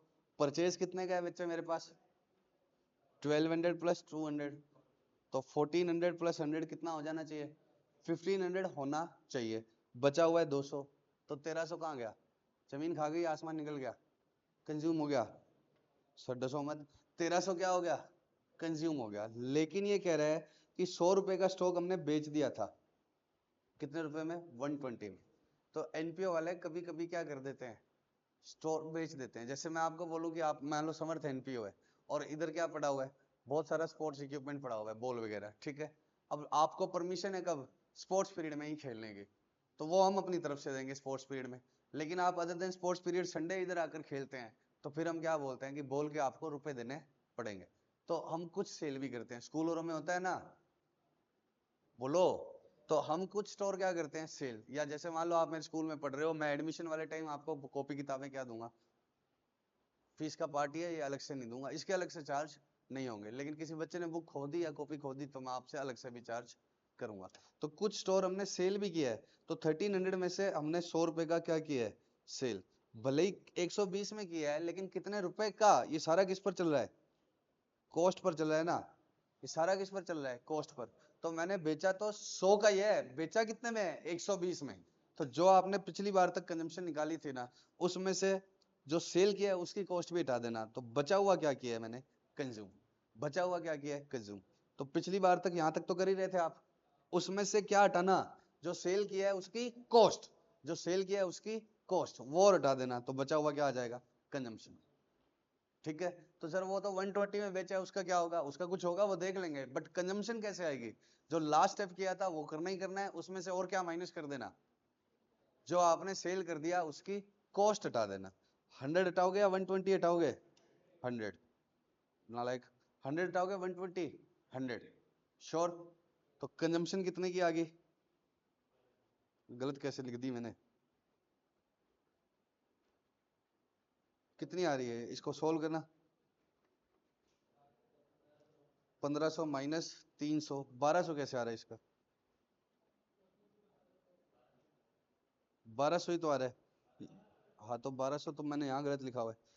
ये कितनी होगी? अब आप बाकी सब मत जो देखो, इनकम एंड एक्सपेंडिचर में क्या आ रहा है। ये 1200 समझ में आ रहा है तुम्हें? ये 1200 समझ में आ रहा है? पेमेंट कितने की है? एक तो कैश परचेज गई 200 और 1000 क्रेडिटर को दिए। तो जो जो मैं हाईलाइट कर रहा हूँ वो बता दो। इतना समझ में आ गया? इतना समझ में आ गया? अब जो मैंने 100 का 120 में बेचा है उससे मुझे रुपए कितने मिले? रुपए।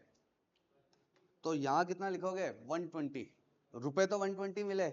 यहाँ सही कंजम्पशन निकालने के लिए यहाँ से माइनस कितना करोगे? 100। यहां से क्या माइनस होगा? 100। बट रिसीट पेमेंट में रुपए कितने आए? 120। तो रिसीट पेमेंट में तो क्या लिखोगे? 120। बट कंजम्पशन निकालने के लिए कितना माइनस करोगे? 100। आप चाहे स्टॉक का अकाउंट बना लो, opening stock plus purchases minus closing stock minus ये और करना पड़ेगा। इसको क्या बोलूं? कॉस्ट ऑफ गुड्स या स्टोर सोल्ड। तो यहां पर क्या माइनस करोगे? कॉस्ट। बट रिसीट पेमेंट में क्या लिखोगे? 120। रिसीट पेमेंट में क्या लिखोगे? 120। और मुझे कितने रुपए का प्रॉफिट भी हुआ है? 20 रुपीज का। तो वो यहां पर भी आएगा। इनकम एंड एक्सपेंडिचर में उसका क्या आएगा? प्रॉफिट। तो बताओ अगर स्टोर सेल भी किया है तो क्या क्या आएगा? कंजम्पशन निकालने के लिए क्या माइनस करोगे? कॉस्ट। कंजम्पशन निकालने के लिए क्या माइनस करोगे? कॉस्ट। रिसीट एंड पेमेंट में क्या लिखोगे? Sale price. Receipt and payment में क्या लिखोगे? Sale price. और इनकम एंड एक्सपेंडिचर में क्या लिखोगे? प्रॉफिट ऑन, प्रॉफिट या लॉस जो भी। पक्का? बैलेंस शीट आपको पता ही है, क्रेडिटर और स्टॉक कहाँ कहाँ आएंगे। क्रेडिटर लाइबिलिटीज में आएगा और स्टॉक एसेट में। अब हमें कौन सा अकाउंट सीखना है? इन्वेस्टमेंट का। एनपीओ में और किसका एडजस्टमेंट आता है? इन्वेस्टमेंट का। बताओ बच्चों, इन्वेस्टमेंट से रिलेटेड क्या क्या चीजें होती है? एनपीओ इन्वेस्ट क्यों करते हैं? क्योंकि घर तो ले जा नहीं सकते। अब आपकी फीस में से कुछ बच गया और मैं घर ले जाता हूँ तो मैं एनपीओ नहीं बन सकता। लेकिन बाकी जो एनपीओ जैसे आपका इधर स्कूल है, जैन स्कूल है, बापना स्कूल है, सोफिया स्कूल है, ये सब क्या है, एनपीओ रजिस्टर्ड है। फीस चार्ज करते हैं या नहीं, अच्छी खासी चार्ज करते हैं, लेकिन ये घर नहीं ले जा सकते। तो अब इनके पास जो रुपए इकट्ठे हो गए और उनका प्रोजेक्ट है कि अगले साल क्या करेंगे, एक बिल्डिंग और बनाएंगे या बिल्डिंग एडिशन करेंगे, 2 फ्लोर 2 रूम और बनाएंगे, तो तब तक जब तक उतने रुपए इकट्ठे नहीं होते तब तक ये उसको क्या करके रखते हैं, इन्वेस्ट। तो अब इन्वेस्टमेंट से जो इंटरेस्ट आएगा या डिविडेंड आएगा, जनरली इंटरेस्ट ही करेंगे। क्यों? क्योंकि ये क्या नहीं कर सकते, शेयर मार्केट और में इन्वेस्ट नहीं कर सकते, क्योंकि एनपीओ का पैसा डुबा देंगे। तो जनरली इससे क्या आता है, इंटरेस्ट, चाहे वो एफडीआर हो चाहे डिवेंचर्स हो, नॉन रिस्की इन्वेस्टमेंट से इनको करने होते हैं, ठीक है। तो अब उनसे जो इंटरेस्ट आएगा वो क्या है, इनकम। एक तो इन्वेस्टमेंट खरीदने बेचने के ट्रांजेक्शन्स होंगे, और प्लस जो उससे इंटरेस्ट आएगा वो क्या होती है, इनकम। तो बताओ, अब शुरू में मैं आपको बोलूं इन्वेस्टमेंट कितने थे, 1000, और एंड में कितने हो गए, याद आ रही, याद आ रही, शुरू में कितना था, ऑटो वाला आएगा, बताओ 1000, और एंड में कितने हो गए, 1200। इसका मतलब ये तो तय है कि मैंने ड्यूरिंग द ईयर 200 के सेल किए। नलायक, 1000 से 1200 हो गए, सेल किए, परचेज किए हैं। भाई मेरे पास साल के शुरू में 1000 रुपए का क्या है, एफडीआर पड़ा है या डिवेंचर पड़ा है, और एंड में 1200 हो गया, तो क्या हो गया, परचेज किए। बकवास, पागल। और इन्वेस्टमेंट कब खरीदे थे मैंने, 110 को।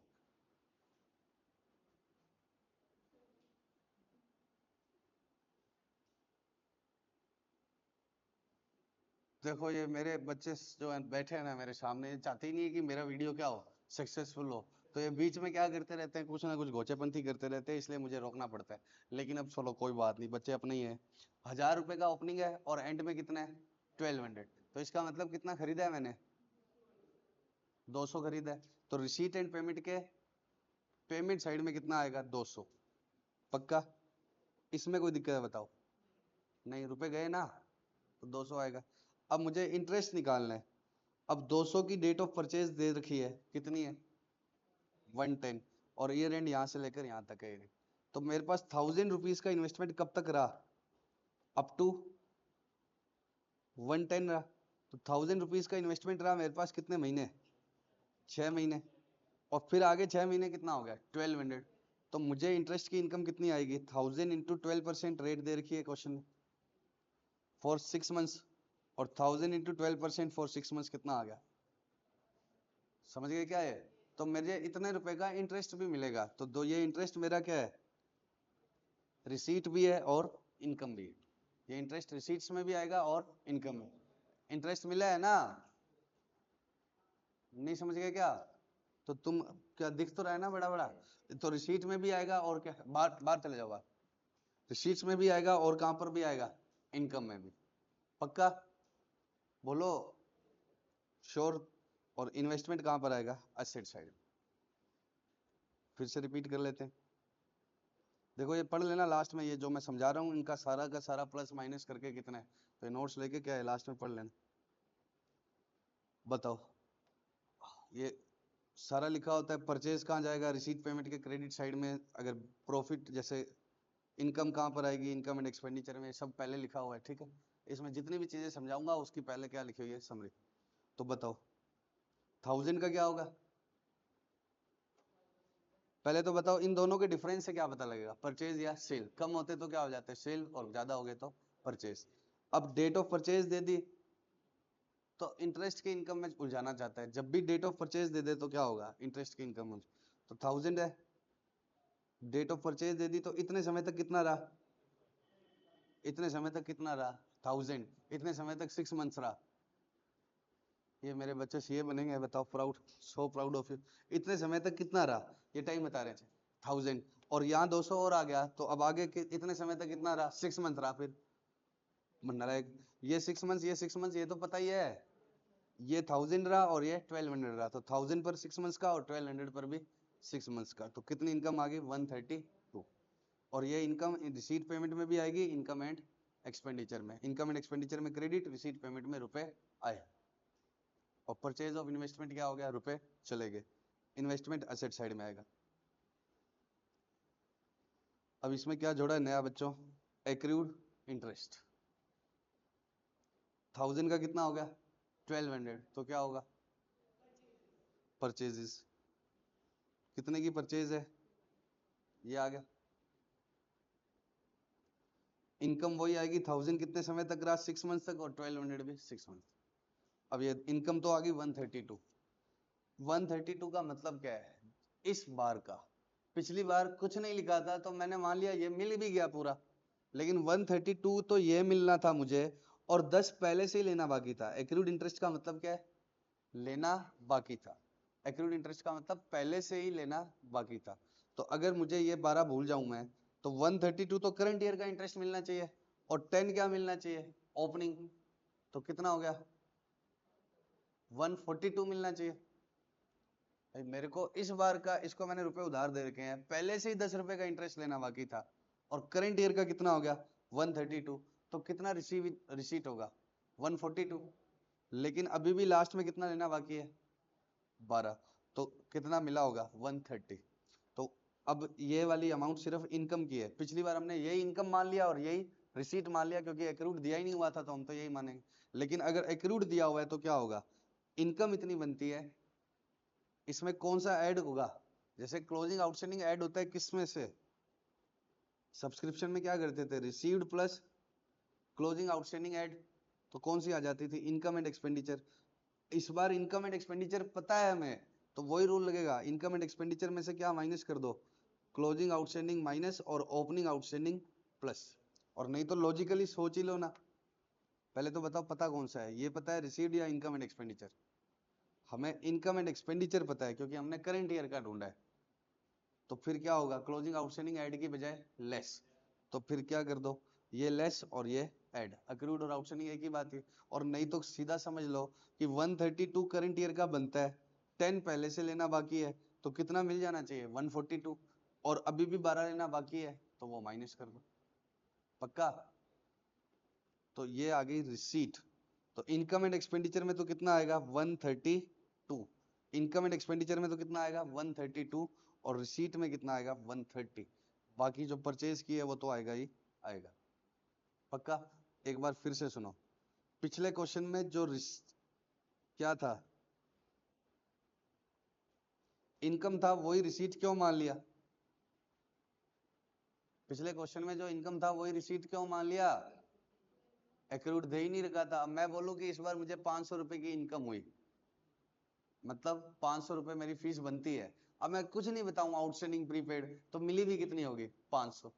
अब मैं कह रहा हूं मेरा इस बार का बनता कितना है 132, ये तो हमने निकाला है ना करंट ईयर का।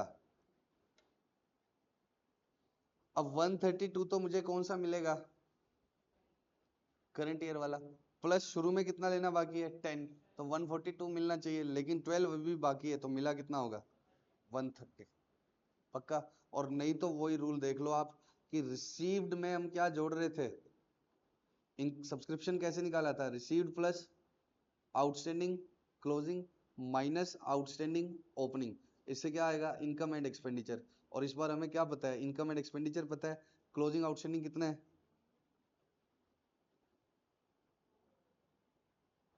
12, और ओपनिंग आउटस्टैंडिंग कितना है 10, तो ये उधर जाके क्या हो जाएंगे, उल्टे हो जाएंगे, पक्का। तो कितना आ जाएगा 130, पक्का। अब इसके अलावा एक्रूड इंटरेस्ट को कहाँ लिखना, आप असेट साइड में और लिखना, बाकी सब सेम ही है। क्या क्या चेंज हो गया, इधर तो वही आएगा जो इनकम है, इधर क्या आएगा जो रिसीव्ड है, और इसके अलावा एक्रूड इंटरेस्ट कहाँ लिखना है आपको, असेट साइड में और लिखना, पक्का। अब इसमें क्या जोड़ दिया, इन्वेस्टमेंट सेल भी किए हैं, इन्वेस्टमेंट क्या किए हैं सेल भी किए हैं, तो परचेज भी है और सेल भी है, ध्यान से करना, ठीक है। ओपनिंग इन्वेस्टमेंट कितने के 1000 1200, 300 के परचेज किए थे 110 को, investment were sold on 1126 for 120, पक्का। कितने रुपए में बेचे 120 में, अब कितने रुपए के बेचे वो नहीं दे रखा है मैंने, कितने रुपए के बेचे ये नहीं पता, बस जो, अब जैसे मान लो कि मैं ये बोलूं कि मैंने आईपैड 120 रुपए में बेच दिया, लेकिन ये जरूरी तो नहीं है, मेरी बुक में भी 120 का ही था, तो कितने रुपए के बेचे होंगे वो आप मेरे को बताओ पहले, शुरू में कितने का था खरीदा कितने का था, ये दिया हुआ ना, 300 का खरीदा था, तो क्लोजिंग कितना होना चाहिए, और मिल कितना रहा है, मतलब कितने रुपए के इन्वेस्टमेंट बेचे हैं, 100 रुपए के इन्वेस्टमेंट बेचे हैं मैंने, जो बेचे कितने में, 120 में। समझ रहे हो, समझ रहे हो क्या ये? तो ओपनिंग कितने का था, 1000 का, कितने का और खरीदा, तो टोटल कितना हो गया, अब मिल कितना रहे, तो मतलब कितने का बेच दिया, 100 रुपए का इन्वेस्टमेंट मैंने 120 पे बेचा है, पक्का? तो पहले बताओ प्रॉफिट ऑन सेल कितना आया, 20, और बेचने से रुपए कितने आए, 120। तो ये 120 समझ में आता है आपको, जो बेचने से रुपए आए, और प्रॉफिट ऑन सेल 20 समझ में आता है? बोलो बच्चों, ये दो चीजें समझ में आती है क्या? 100 का 120 में बेचा है ना, तो प्रॉफिट ऑन सेल कैसे आया, 120 में सेल किया कितने का, 100 का, श्योर? तो प्रॉफिट ऑन सेल कहाँ आएगा, इनकम एंड एक्सपेंडिचर के बाय में, और बेचने से जो मिला वो कहाँ आएगा, रिसीट एंड पेमेंट के टू में। ये सब लिखा हुआ है मैंने ऊपर, कौन सी चीज कहाँ पर आएगी, ठीक है? प्रॉफिट ऑन सेल कहाँ पर आएगा, इनकम एंड एक्सपेंडिचर के करीब।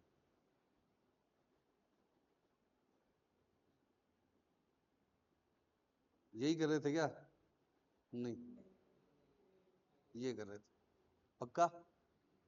ये बात समझ गए, श्योर? खरीदा कितने का, साफ साफ दिया हुआ है, तो कितने रुपए लगे, 300। तो परचेज ऑफ इन्वेस्टमेंट कितने का है, 300, पक्का? ओपनिंग इन्वेस्टमेंट कितने का है, जो जो मैं हाईलाइट कर रहा हूँ वो समझ में आ रहा है क्या? तीन आइटम, 120, 300 और 20, पक्का? ओपनिंग इन्वेस्टमेंट 1000 का है, क्लोजिंग 1200 का है, ये वाला कर दिया। एक्रूड इंटरेस्ट 10 और 12 है, पक्का? फटाफट से बताओ, ये बैलेंस शीट में कहाँ आएगा, असेट, ये असेट। एक्रूड इंटरेस्ट का मतलब इंटरेस्ट लेना बाकी है, तो ये दोनों चीजें ही क्या है बच्चों मेरे लिए, असेट है। बोल बच्चे, investment of ₹300 were purchase on 110, तो ये पेमेंट है, साफ साफ दे दिया।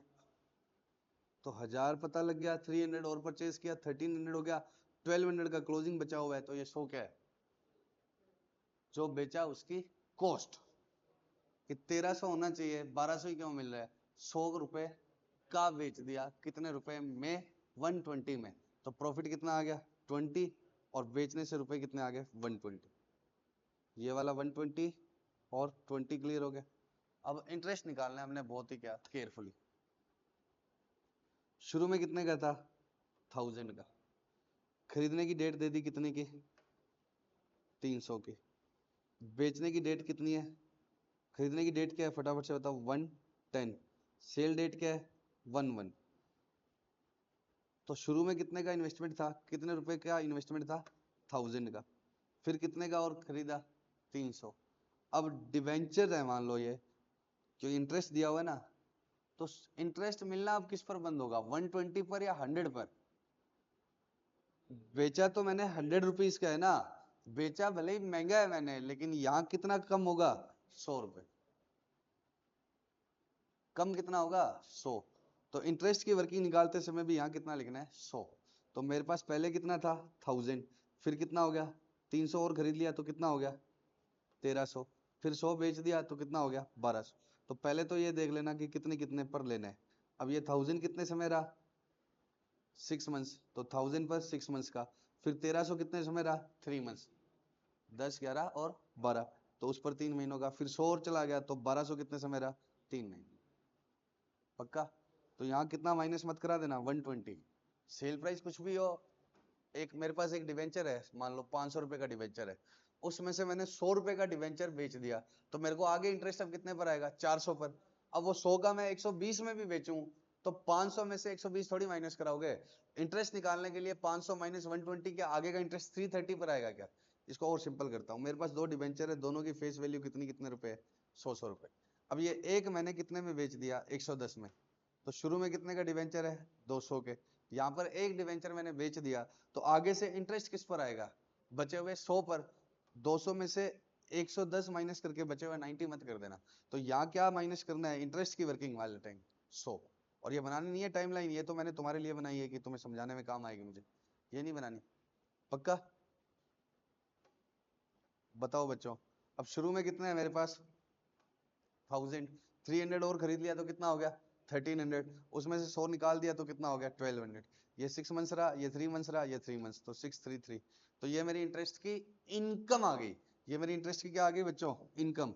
If there is no accrued interest given in question, तो यही क्या होता, रिसीट होता। लेकिन मुझे साथ में क्या दिया हुआ है, एक्रूड इंटरेस्ट। तो मुझे इस बार का कितना मिलना है बच्चों, 135, और पहले से कितना लेना बाकी था, 10, और 12 के एंड में लेना बाकी है, तो इनको माइनस कर कर आके क्या आ गया, रिसीट। ये तो पिछली बार के जैसे ही है। पक्का? अब ये मैंने एक ऐसे ही लिख लिया, बाकी कल क्वेश्चन में आ जाएगा जब हम सारे क्वेश्चन करेंगे। एक क्वेश्चन ऐसे दे दिया इंस्टीट्यूट ने, इंटरेस्ट ऑन 10% इन्वेस्टमेंट कितना मिला है, 10,000।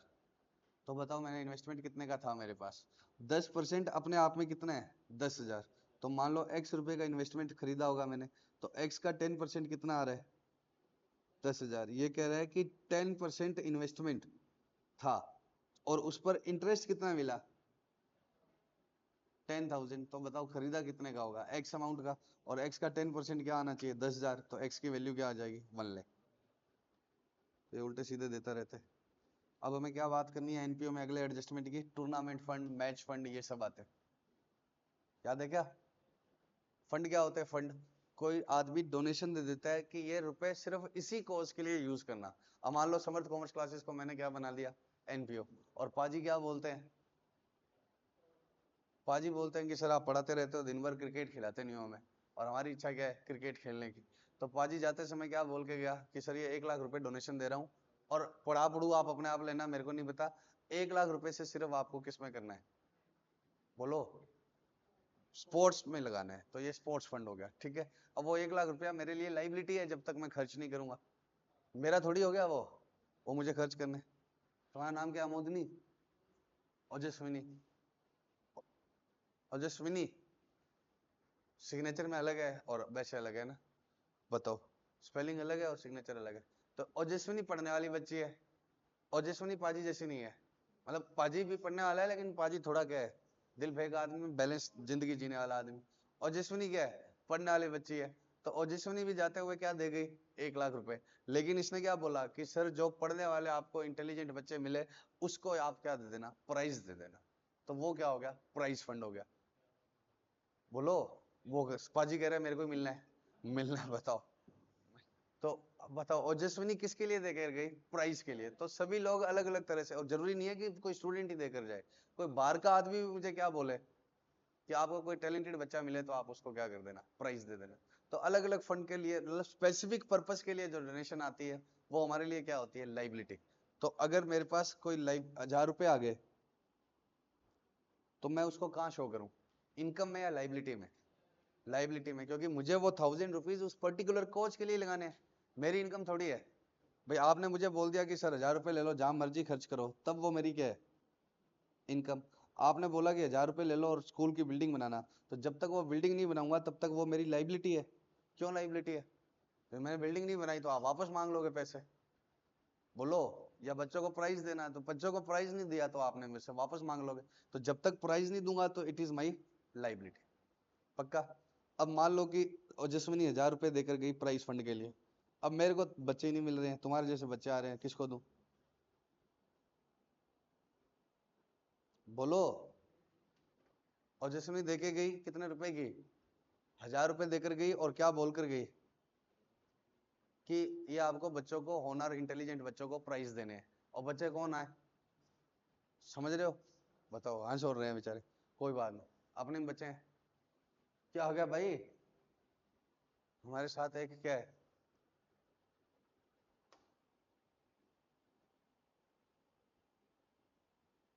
बच्चों, मैं एक बार वापस बात रिपीट कर रहा हूँ, ये पाजी क्या करता है, वीडियो रोक देता है फालतू में।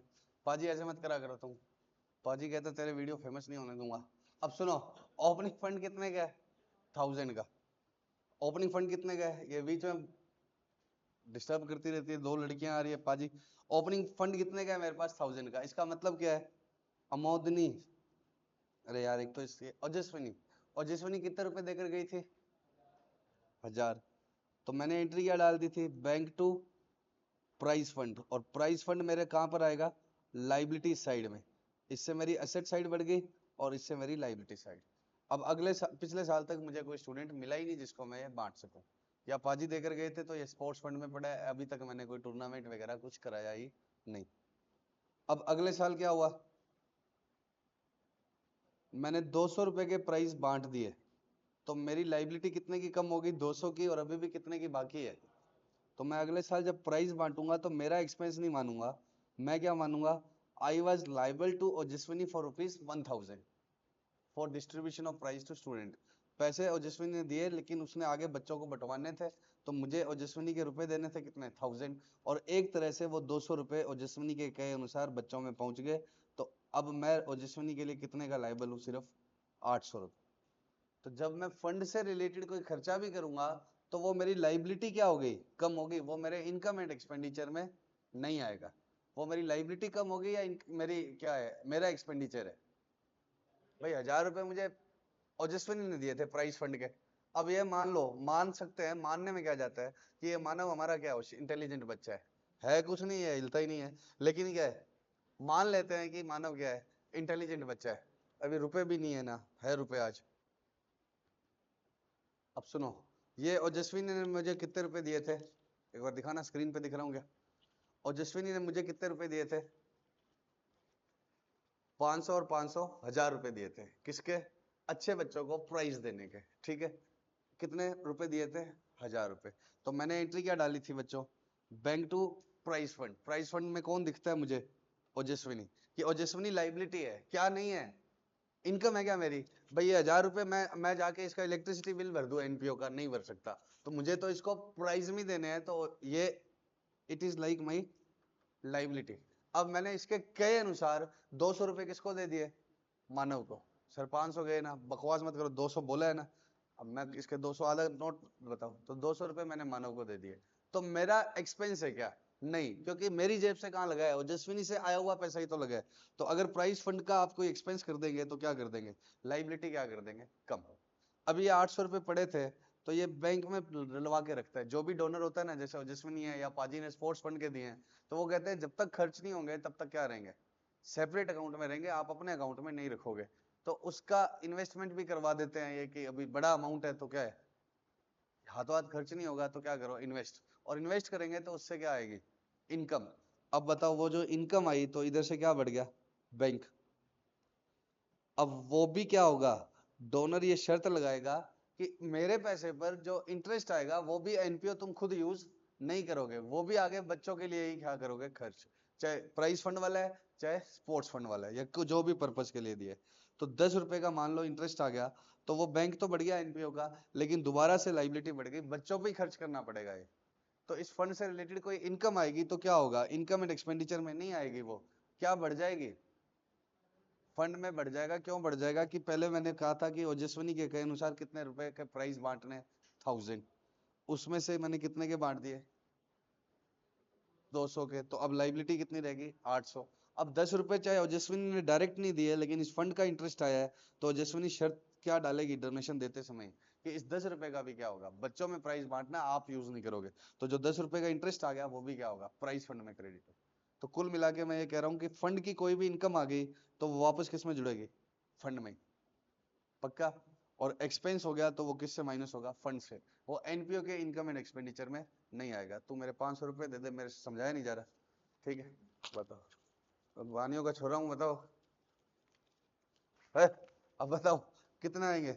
ओपनिंग फंड कितना आएगा? कह रहे सर बाकी सब ठीक है, बानियों का छोरा मत बोल, बानियों को बूढ़ा बोल। अभी भी छोरा मान। हाँ बच्चों, ओपनिंग फंड कितने का है? 500 रुपए का। ये क्या है? ओजस्विनी ने दिया है कि ओनर टूर्नामेंट फंड है। टी फंड मतलब टूर्नामेंट फंड। तो ओजस्विनी को हटाओ, किसने दिया है? पाजी ने। ओजस्विनी तो प्राइस के लिए देगी, तो पाजी ने कहा टूर्नामेंट कराओ। क्या बकवास लगा रहे, पढ़ाना पढ़ाना ऐसी जिंदगी मर जाएंगे सीए में।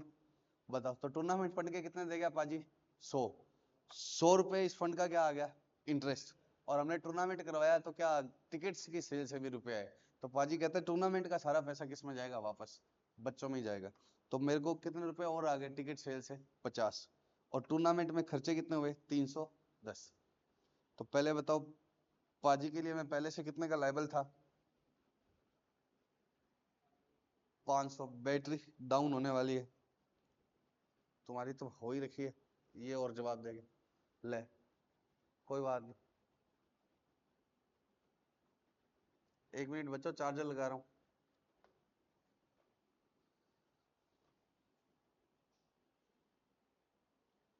टू डबल जीरो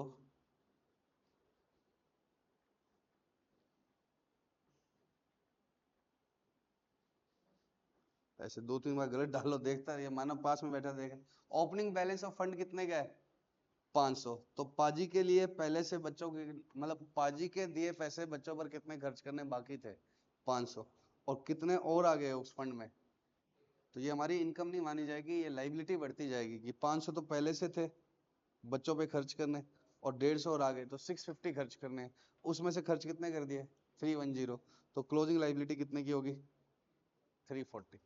तो अब आपको कहाँ कहाँ लिखना है बताओ, रुपए आए कितने 150, गए कितने 310। तो जो आए वो कहाँ आ गए, रिसीट पेमेंट में, जो गए वो कहाँ गए, नहीं समझ रहे हो क्या, आए कितने 150 और गए कितने 310। ना मेरी कोई खर्चा है ना मेरा इनकम है। तो सर ये आपकी इनकम ही तो है। अरे भाई ये इनकम मेरी कब हो, जब पाजी का जो टूर्नामेंट फंड है उसका इंटरेस्ट पाजी मुझे कहीं खर्च करने दे। पाजी कहते हैं नहीं नहीं बच्चों पे खर्च करने हैं, तो मेरी इनकम कैसे है, ये तो वापस कहाँ खर्च करने हैं, बच्चों पर। सर ये खर्चे तो हुए हैं, अरे ये खर्चे मेरे थोड़ी हुए हैं, पाजी वाले आए पैसे में से खर्च हुए हैं, तो मेरी लाइबिलिटी क्या होगी, कम। पाजी ने क्या बोला था, 500 रुपए का क्या कराओ, मतलब रुपए दे रखे थे टूर्नामेंट कराना, और 310 खर्च कर दिए, तो ये 500 की लाइबिलिटी मेरी क्या हो गई, कम हो गई। मैं एंट्री क्या करता हूँ, ये मान लो लास्ट ईयर आए थे तो मैंने एंट्री क्या करी थी, बैंक टू टूर्नामेंट फंड, पाजी वाज लाइक माई लाइबिलिटी। और उसके बाद में फिर रुपए आ गए तो बैंक टू लाइबिलिटी बढ़ रही है, इनकम एंड एक्सपेंडिचर में नहीं। और पे कर दिए, बच्चों में टूर्नामेंट करवा दिया तो क्या होगा, वो लाइबिलिटी मैंने क्या कर दी, पे। तो एंट्रीज क्या हो रही है, बैंक में जरूर आ जा रहे हैं लेकिन इनकम एंड एक्सपेंडिचर में तो कुछ जा ही नहीं रहा, लाइबिलिटी बढ़ रही है, लाइबिलिटी कम हो रही है। तो फंड के जो भी रिसीट्स आएंगी वो मेरी लाइबिलिटी को बढ़ाती जाएंगी, और जो पेमेंट आएगी वो मेरी लाइबिलिटीज को क्या करती जाएगी, कम। तो क्लोजिंग लाइबिलिटी कितने की आएगी, 350, और ओपनिंग कितने की थी, 500। तो मैं बैलेंस शीट में क्या लिखूंगा, ओपनिंग में 500 और क्लोजिंग में 340 है क्या, 340। तो बताओ जो डोनेशन है पाजी की कमर अकड़ गई है, टूर्नामेंट की ऐसी तैसी छुट्टी कर दे, बताओ 150 रुपए क्या है 1.5 घंटे हो गए रिकॉर्ड करते हैं, पता। इंटरेस्ट और सेल सेल ये दोनों क्या है, रिसीट्स है, बोलो बच्चों। और ये क्या है, पेमेंट। तो रिसीट्स में और पेमेंट्स में आएंगे, बट इनकम एंड एक्सपेंडिचर क्या है, सोना। और tournament fund opening, tournament fund closing, ये वाला। अब अगला केस सुनो, पाजी के दिए हुए थे 500, और कितने आ गए, फंड से रिलेटेड जो इनकम आ गई वो मेरी लाइबिलिटी बढ़ गई 150। लेकिन मैंने इस बार क्या कर दिया, एक्सपेंस कर दिया ज्यादा। तो पाजी के 500 पहले से पड़े थे अपने पास, 150 और खर्च आ गए, तो कितने हो गए थे अपने पास, और खर्च कितने कर दिए मैंने, 700। तो ये 50 का क्या होगा, एक्स्ट्रा खर्च कर दिए। तो मैं कह रहा हूँ कि अब पाजी से लेने हो गए, अपने को पाजी से लेने हो गए, असेट हो गया क्या। ऐसे समझो आपने मुझे 100 रुपए दिए, सर आप गरीब आदमी हो गोलगप्पे खा लेना, आपको भी तो भूख तो लगती है। तो मैंने 100 में से 70 रुपए गोलगप्पे खा लिए, तो 30 रुपए या तो मैं आपको वापस लौटाऊंगा, या आपने बोला कि गोलगप्पे खाने हैं मतलब गोलगप्पे खाने हैं, ठीक है, और कहीं खर्च मत करना, आपने ये बोला था कि आप दारू पी लोगे। तो वो मेरी लाइबिलिटी है फिर कितने की, गोलगप्पे खाने की। लेकिन मैं 100 के 110 के गोलगप्पे खाने चला गया, और मैं आगे कहता हूँ 10 और दे, तो आप कहोगे ये क्या बात है, मेरे चट्टे के ऊपर मैंने 100 दिए थे, मतलब 100 दिए थे। तो मैं कह रहा हूँ पाजी टूर्नामेंट करा दिया आपकी यार जोरदार, टेंशन मत लो। 500 आपके पहले से आए थे, 150 और आ गए थे, 650 हो गए थे। और टूर्नामेंट करा दिया 700 का, पाजी 50 रुपए और दे दो, पाजी मेरे सेट हो गए। पाजी कहेंगे दिमाग खराब है तेरा, चल पास से, बताओ पाजी चांटा धर देंगे या नहीं। तो ये 50 रुपए जो एक्स्ट्रा लग गए वो मेरे को असेट थोड़ी बन जाएगा सामने वाला, ये मेरा एक्सपेंस है। तो तो अगर ये फंड की वैल्यू नेगेटिव आने लग जाए तो जो मैंने एक्स्ट्रा लगाया वो मुझे मिलेंगे नहीं, वो मेरी एसेट नहीं है, वो मेरा क्या है, एक्सपेंस। तो उस केस में वो किस में आएगा, इनकम एंड एक्सपेंडिचर में। अब देखो 150 आया इस बार, वो एज इट इज कहां पर आ जाएंगे, केस बी में, रिसीट एंड पेमेंट में। एक्सपेंस कितने कर दिए मैंने, 700, तो एक्सपेंस कहां आ जाएंगे, बोलो, अरे केस है कोई सही, केस बी में मैंने कॉपी किया था ना ऊपर से, मैं भी तो निंदों में ही था। तो केस बी में एक्सपेंस कितने आ गए, 700। तो रिसीट पेमेंट तो वैसा का वैसा ही है। ओपनिंग फंड कितने का है, 500। क्लोजिंग फंड अब कुछ नहीं बचा। सर पाजी से रुपए लेने हैं, पाजी कहेंगे भाई जितने दिए हैं उतने खर्च करो, एक्स्ट्रा क्यों करते हो। तो पाजी कोई एसेट नहीं बन गया मेरी, मेरे को क्या है, जो एक्स्ट्रा लग गया वो मेरा क्या है, एक्सपेंस। तो मैं आपको सीधा एग्जाम ओरिएंटेड बात करूं तो आपको क्या करना है, ओपनिंग फंड लाइबिलिटीज में लिख देना, फंड से रिलेटेड रिसीट्स लाइबिलिटीज में ऐड कर देना, फंड से रिलेटेड एक्सपेंस लाइबिलिटीज से कम कर देना, पॉजिटिव आए तो लाइबिलिटीज में ही लिख देना, नेगेटिव आए तो income and expenditure. Opening liability receipts and payment में 2 में, रिसीट्स एंड पेमेंट के बाय में, पॉजिटिव आए तो closing liability. Opening liability receipts payment के 2 में, रिसीट्स पेमेंट के बाय में, नेगेटिव आए तो एक्सपेंस, और क्लोजिंग लाइबिलिटी 0। ठीक है। और ये एंट्रेंस फीस। अब एंट्रेंस फीस क्या होता है बच्चों, बोलो, क्या हुआ, डाउट है क्या, बोलो बोलो, नासिर या हुसैन, हुसैन। एंट्रेंस फीस बताओ क्या होता है। जब हम मेंबर्स नए एडमिट करते हैं तो हम उनसे वन टाइम क्या लेते हैं, रुपए लेते हैं। अब कुछ लोगों का मानना है कि ये क्या है, इनकम है, और कुछ लोगों का मानना है कि ये क्या है, कैपिटल रिसीट है। कैपिटल रिसीट वालों का लॉजिक क्या है, देखो जैसे मैंने कहा कि आप मेरे क्लब में मेंबर बनना चाहते हो, या हम तीनों का एनपीओ था 4000 पर मंथ है जो भी है, तो हम नए मेंबर से कितने रुपए लेते हैं। जैसे मान लो अपनों ने एक जिम खोली है, ठीक है, सभी लोगों ने शुरू में कितने रुपए दे दिए, 20,000, और 100 लोग थे, तो 20,000 इंटू 100 कितना हो गया, 20 लाख में सारे इक्विपमेंट इक्विपमेंट बढ़िया आ गए, अल्ट्रा वर्ल्ड क्लास इक्विपमेंट आ गए। 100 मेंबर्स ने, अब हम किसी बाहर वाले को नहीं आने देंगे, जिम जिंदगी भर के लिए क्या होगी, हमारी होगी। तो ये भी तो क्या है, एनपीओ, ये ना स्पोर्ट्स क्लब और ये सब। अपने 20,000 रुपए अगर हर बंदा दे दे और 100 रुपए 100 लोग मिल जाएं, तो 20 lakhs में हमारी बढ़िया जिम होगी और 100 लोग ही आएंगे, बाहर वाले को हम आने नहीं देंगे। लेकिन अब इसके रेंट वेंट निकालने के लिए हर मेंबर हर महीने कितने रुपए देगा, मान लो ये 100 मेंबर है ना, तो हर मेंबर 200 रुपए महीना और देगा, ठीक है, ताकि रेंट और इलेक्ट्रिसिटी बिल निकलते रहे। तो इसको हम क्या बोल देंगे, सब्सक्रिप्शन। और इसको हम क्या बोल देंगे, एंट्रेंस फीस, कि ये आने वाले को देनी, ठीक है। ये वन टाइम देनी है आने वाले टाइम, और ये क्या है। अब आपने अपने पड़ोसियों को बताया कि मेरी तो जिंदगी भर की जिम अब कितने रुपए में होती है, 200 रुपए में, और मेरा ही है, कब मर्जी जाऊं कब मर्जी जाऊं। तो उसने बोला मुझे भी वहां मेंबर बनवा दो, तो आप उसको पकड़ के लाए, तो हमारे एनपीओ ने देखा कि सही आदमी है तो बना लेते हैं।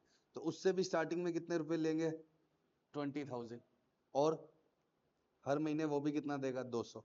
तो सब्सक्रिप्शन तो रेकरिंग इनकम है, उसमें तो कोई दिक्कत ही नहीं है। लेकिन स्टार्टिंग में जो 20,000 उससे भी लिए हैं, उससे फिर करोगे क्या सर, इक्विपमेंट तो खरीद लिए, और बढ़ाएंगे, कुछ भी करेंगे। वो कह रहे हैं कि क्या है, ये वन टाइम आने वाली इनकम है, तो इसको क्या माना जाए, कैपिटल रिसीट माना जाए, और कहाँ लिया जाए, कैपिटलाइज किया जाए, सीधा कैपिटल फंड में जोड़ा जाए। असेट साइड में क्या बढ़ जाएगा, रुपए आएंगे तो बैंक बढ़ जाएगा, और एंट्रेंस फीस सीधा किस में जोड़ दो, कैपिटल फंड में। और कुछ लोग कहते हैं कि नहीं, कैपिटल फंड में नहीं, किस में जोड़ो, इनकम एंड एक्सपेंडिचर में। तो वहां से सरप्लस आएगा, तब भी आएगा तो इधर ही, लेकिन किस में शो करो, इनकम एंड एक्सपेंडिचर। इधर तो बैंक बढ़ेगा, जब भी एंट्रेंस फीस आएगी तो इधर तो क्या बढ़ेगा, बैंक बढ़ेगा, बोलो। अब एंट्रेंस फीस को, एक सेकेंड, दो ऑल्टरनेट ट्रीटमेंट क्या क्या है सुनो पहले।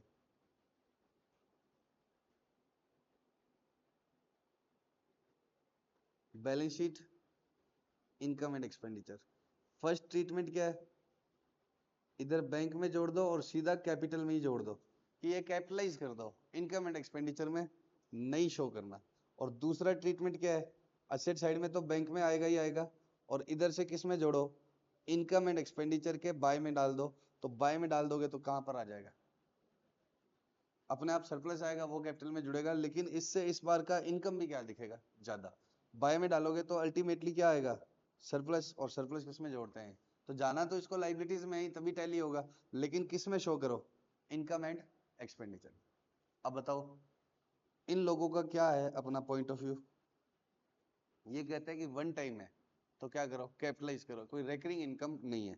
और इन लोगों का क्या कहना है कि मेंबर के पॉइंट ऑफ व्यू से क्यों सोच रहे हो आप, अकाउंटिंग किसकी कर रहे हो, एनपीओ की, तो एनपीओ में तो मेंबर हर साल आते रहते हैं, तो उनके लिए तो रेकरिंग है, तो क्या करो, इनकम एंड एक्सपेंडिचर में मानो कि बार बार आती रहती है, एनपीओ को हम एनपीओ की अकाउंटिंग कर रहे हैं, मेंबर क्यों बन के सोच रहे हैं, वन टाइम मेंबर दे रहा है, हम मेंबर की अकाउंटिंग थोड़ी कर रहे हैं, तो इन दोनों का है। अब आई से बड़ा कंफ्यूज है, तो वो आपको एग्जाम में साफ दे देता है कि कैपिटलाइज करना है या इनकम एंड एक्सपेंडिचर में डालना है, और वो हमेशा आपको टेस्ट करने के लिए क्या बोलेगा, कुछ कैपिटलाइज करना है, कुछ कहाँ डालना है, इनकम एंड एक्सपेंडिचर। तो ये सबसे पहले तो क्या है, अमाउंट रिसीव्ड क्या करना है, इफ ट्रीटेड एज इनकम तो क्या करो, इनकम एंड एक्सपेंडिचर में डाल दो, और नहीं तो फिर कैपिटल फंड में डाल दो। एनपीओ में एक आदमी की कैपिटल नहीं होती, बहुत सारे लोग होते हैं, इसलिए कैपिटल को क्या बोलते हैं हम, कैपिटल फंड। एंट्रेंस फीस मिली 1000, 20% विल बी कैपिटलाइज्ड, इसका मतलब क्या है, रिसीट पेमेंट में तो कितना आ गया 1000, रिसीट पेमेंट तो रिसीट है ना 1000, 20% कैपिटलाइज करनी है, तो 20% कैपिटल फंड में जोड़ेंगे और 800 किस में डालेंगे, श्योर पाजी, पाजी कह रहे श्योर ही श्योर है, पाजा इधर बताओ, एंट्रेंस फीस कितने की है 160, इनकम एंड एक्सपेंडिचर की अमाउंट दे रखी है, ध्यान से सुन लेना, कौन सी अमाउंट दे रखी है, इनकम एंड एक्सपेंडिचर, और 60% इंटरेस्ट फीस इज कैपिटलाइज। तो बताओ इसका मतलब क्या है, मान लेते हैं एक्स मिली, 60% कैपिटलाइज की है, तो इनकम एंड एक्सपेंडिचर में कितनी डाली है 40%, और एक्स का 40% कितना है 160, तो एक्स की वैल्यू कितनी आ जाएगी, कितनी आएगी 400, तो रिसीट कितनी हुई थी 400, उसका 40% किस में डाला हुआ है, इनकम एंड एक्सपेंडिचर में, तो रिसीट कितनी है 400, इनकम एंड एक्सपेंडिचर में तो दिया ही हुआ है क्वेश्चन में, तो वो तो आंसर में क्यों ही पूछेगा, और कैपिटल फंड में कितनी गई है रिमेनिंग 60%, तो 400 का 60%, पक्का। अब ये एग्जांपल क्या है, हम कल करेंगे किसके साथ, क्वेश्चंस के साथ, ये तो मैंने निकाला ही किससे, क्वेश्चन से, जितने भी एग्जांपल बनाए हैं वो मैंने कहाँ से निकाले हैं, इंस्टीट्यूट के क्वेश्चन के पार्ट निकाले हैं, कल आपको क्या कराएंगे, पूरे बड़े बड़े क्वेश्चन, और कल इसको समाप्त कर देंगे। बाय बाय, मैं अभी लव यू बोलूंगा यार, पहले कैसे, पहले ही बंद कर रहे हैं कि जाओ यहां से यार, बाय बाय बच्चों, love you so much, bye, अब करो बंद।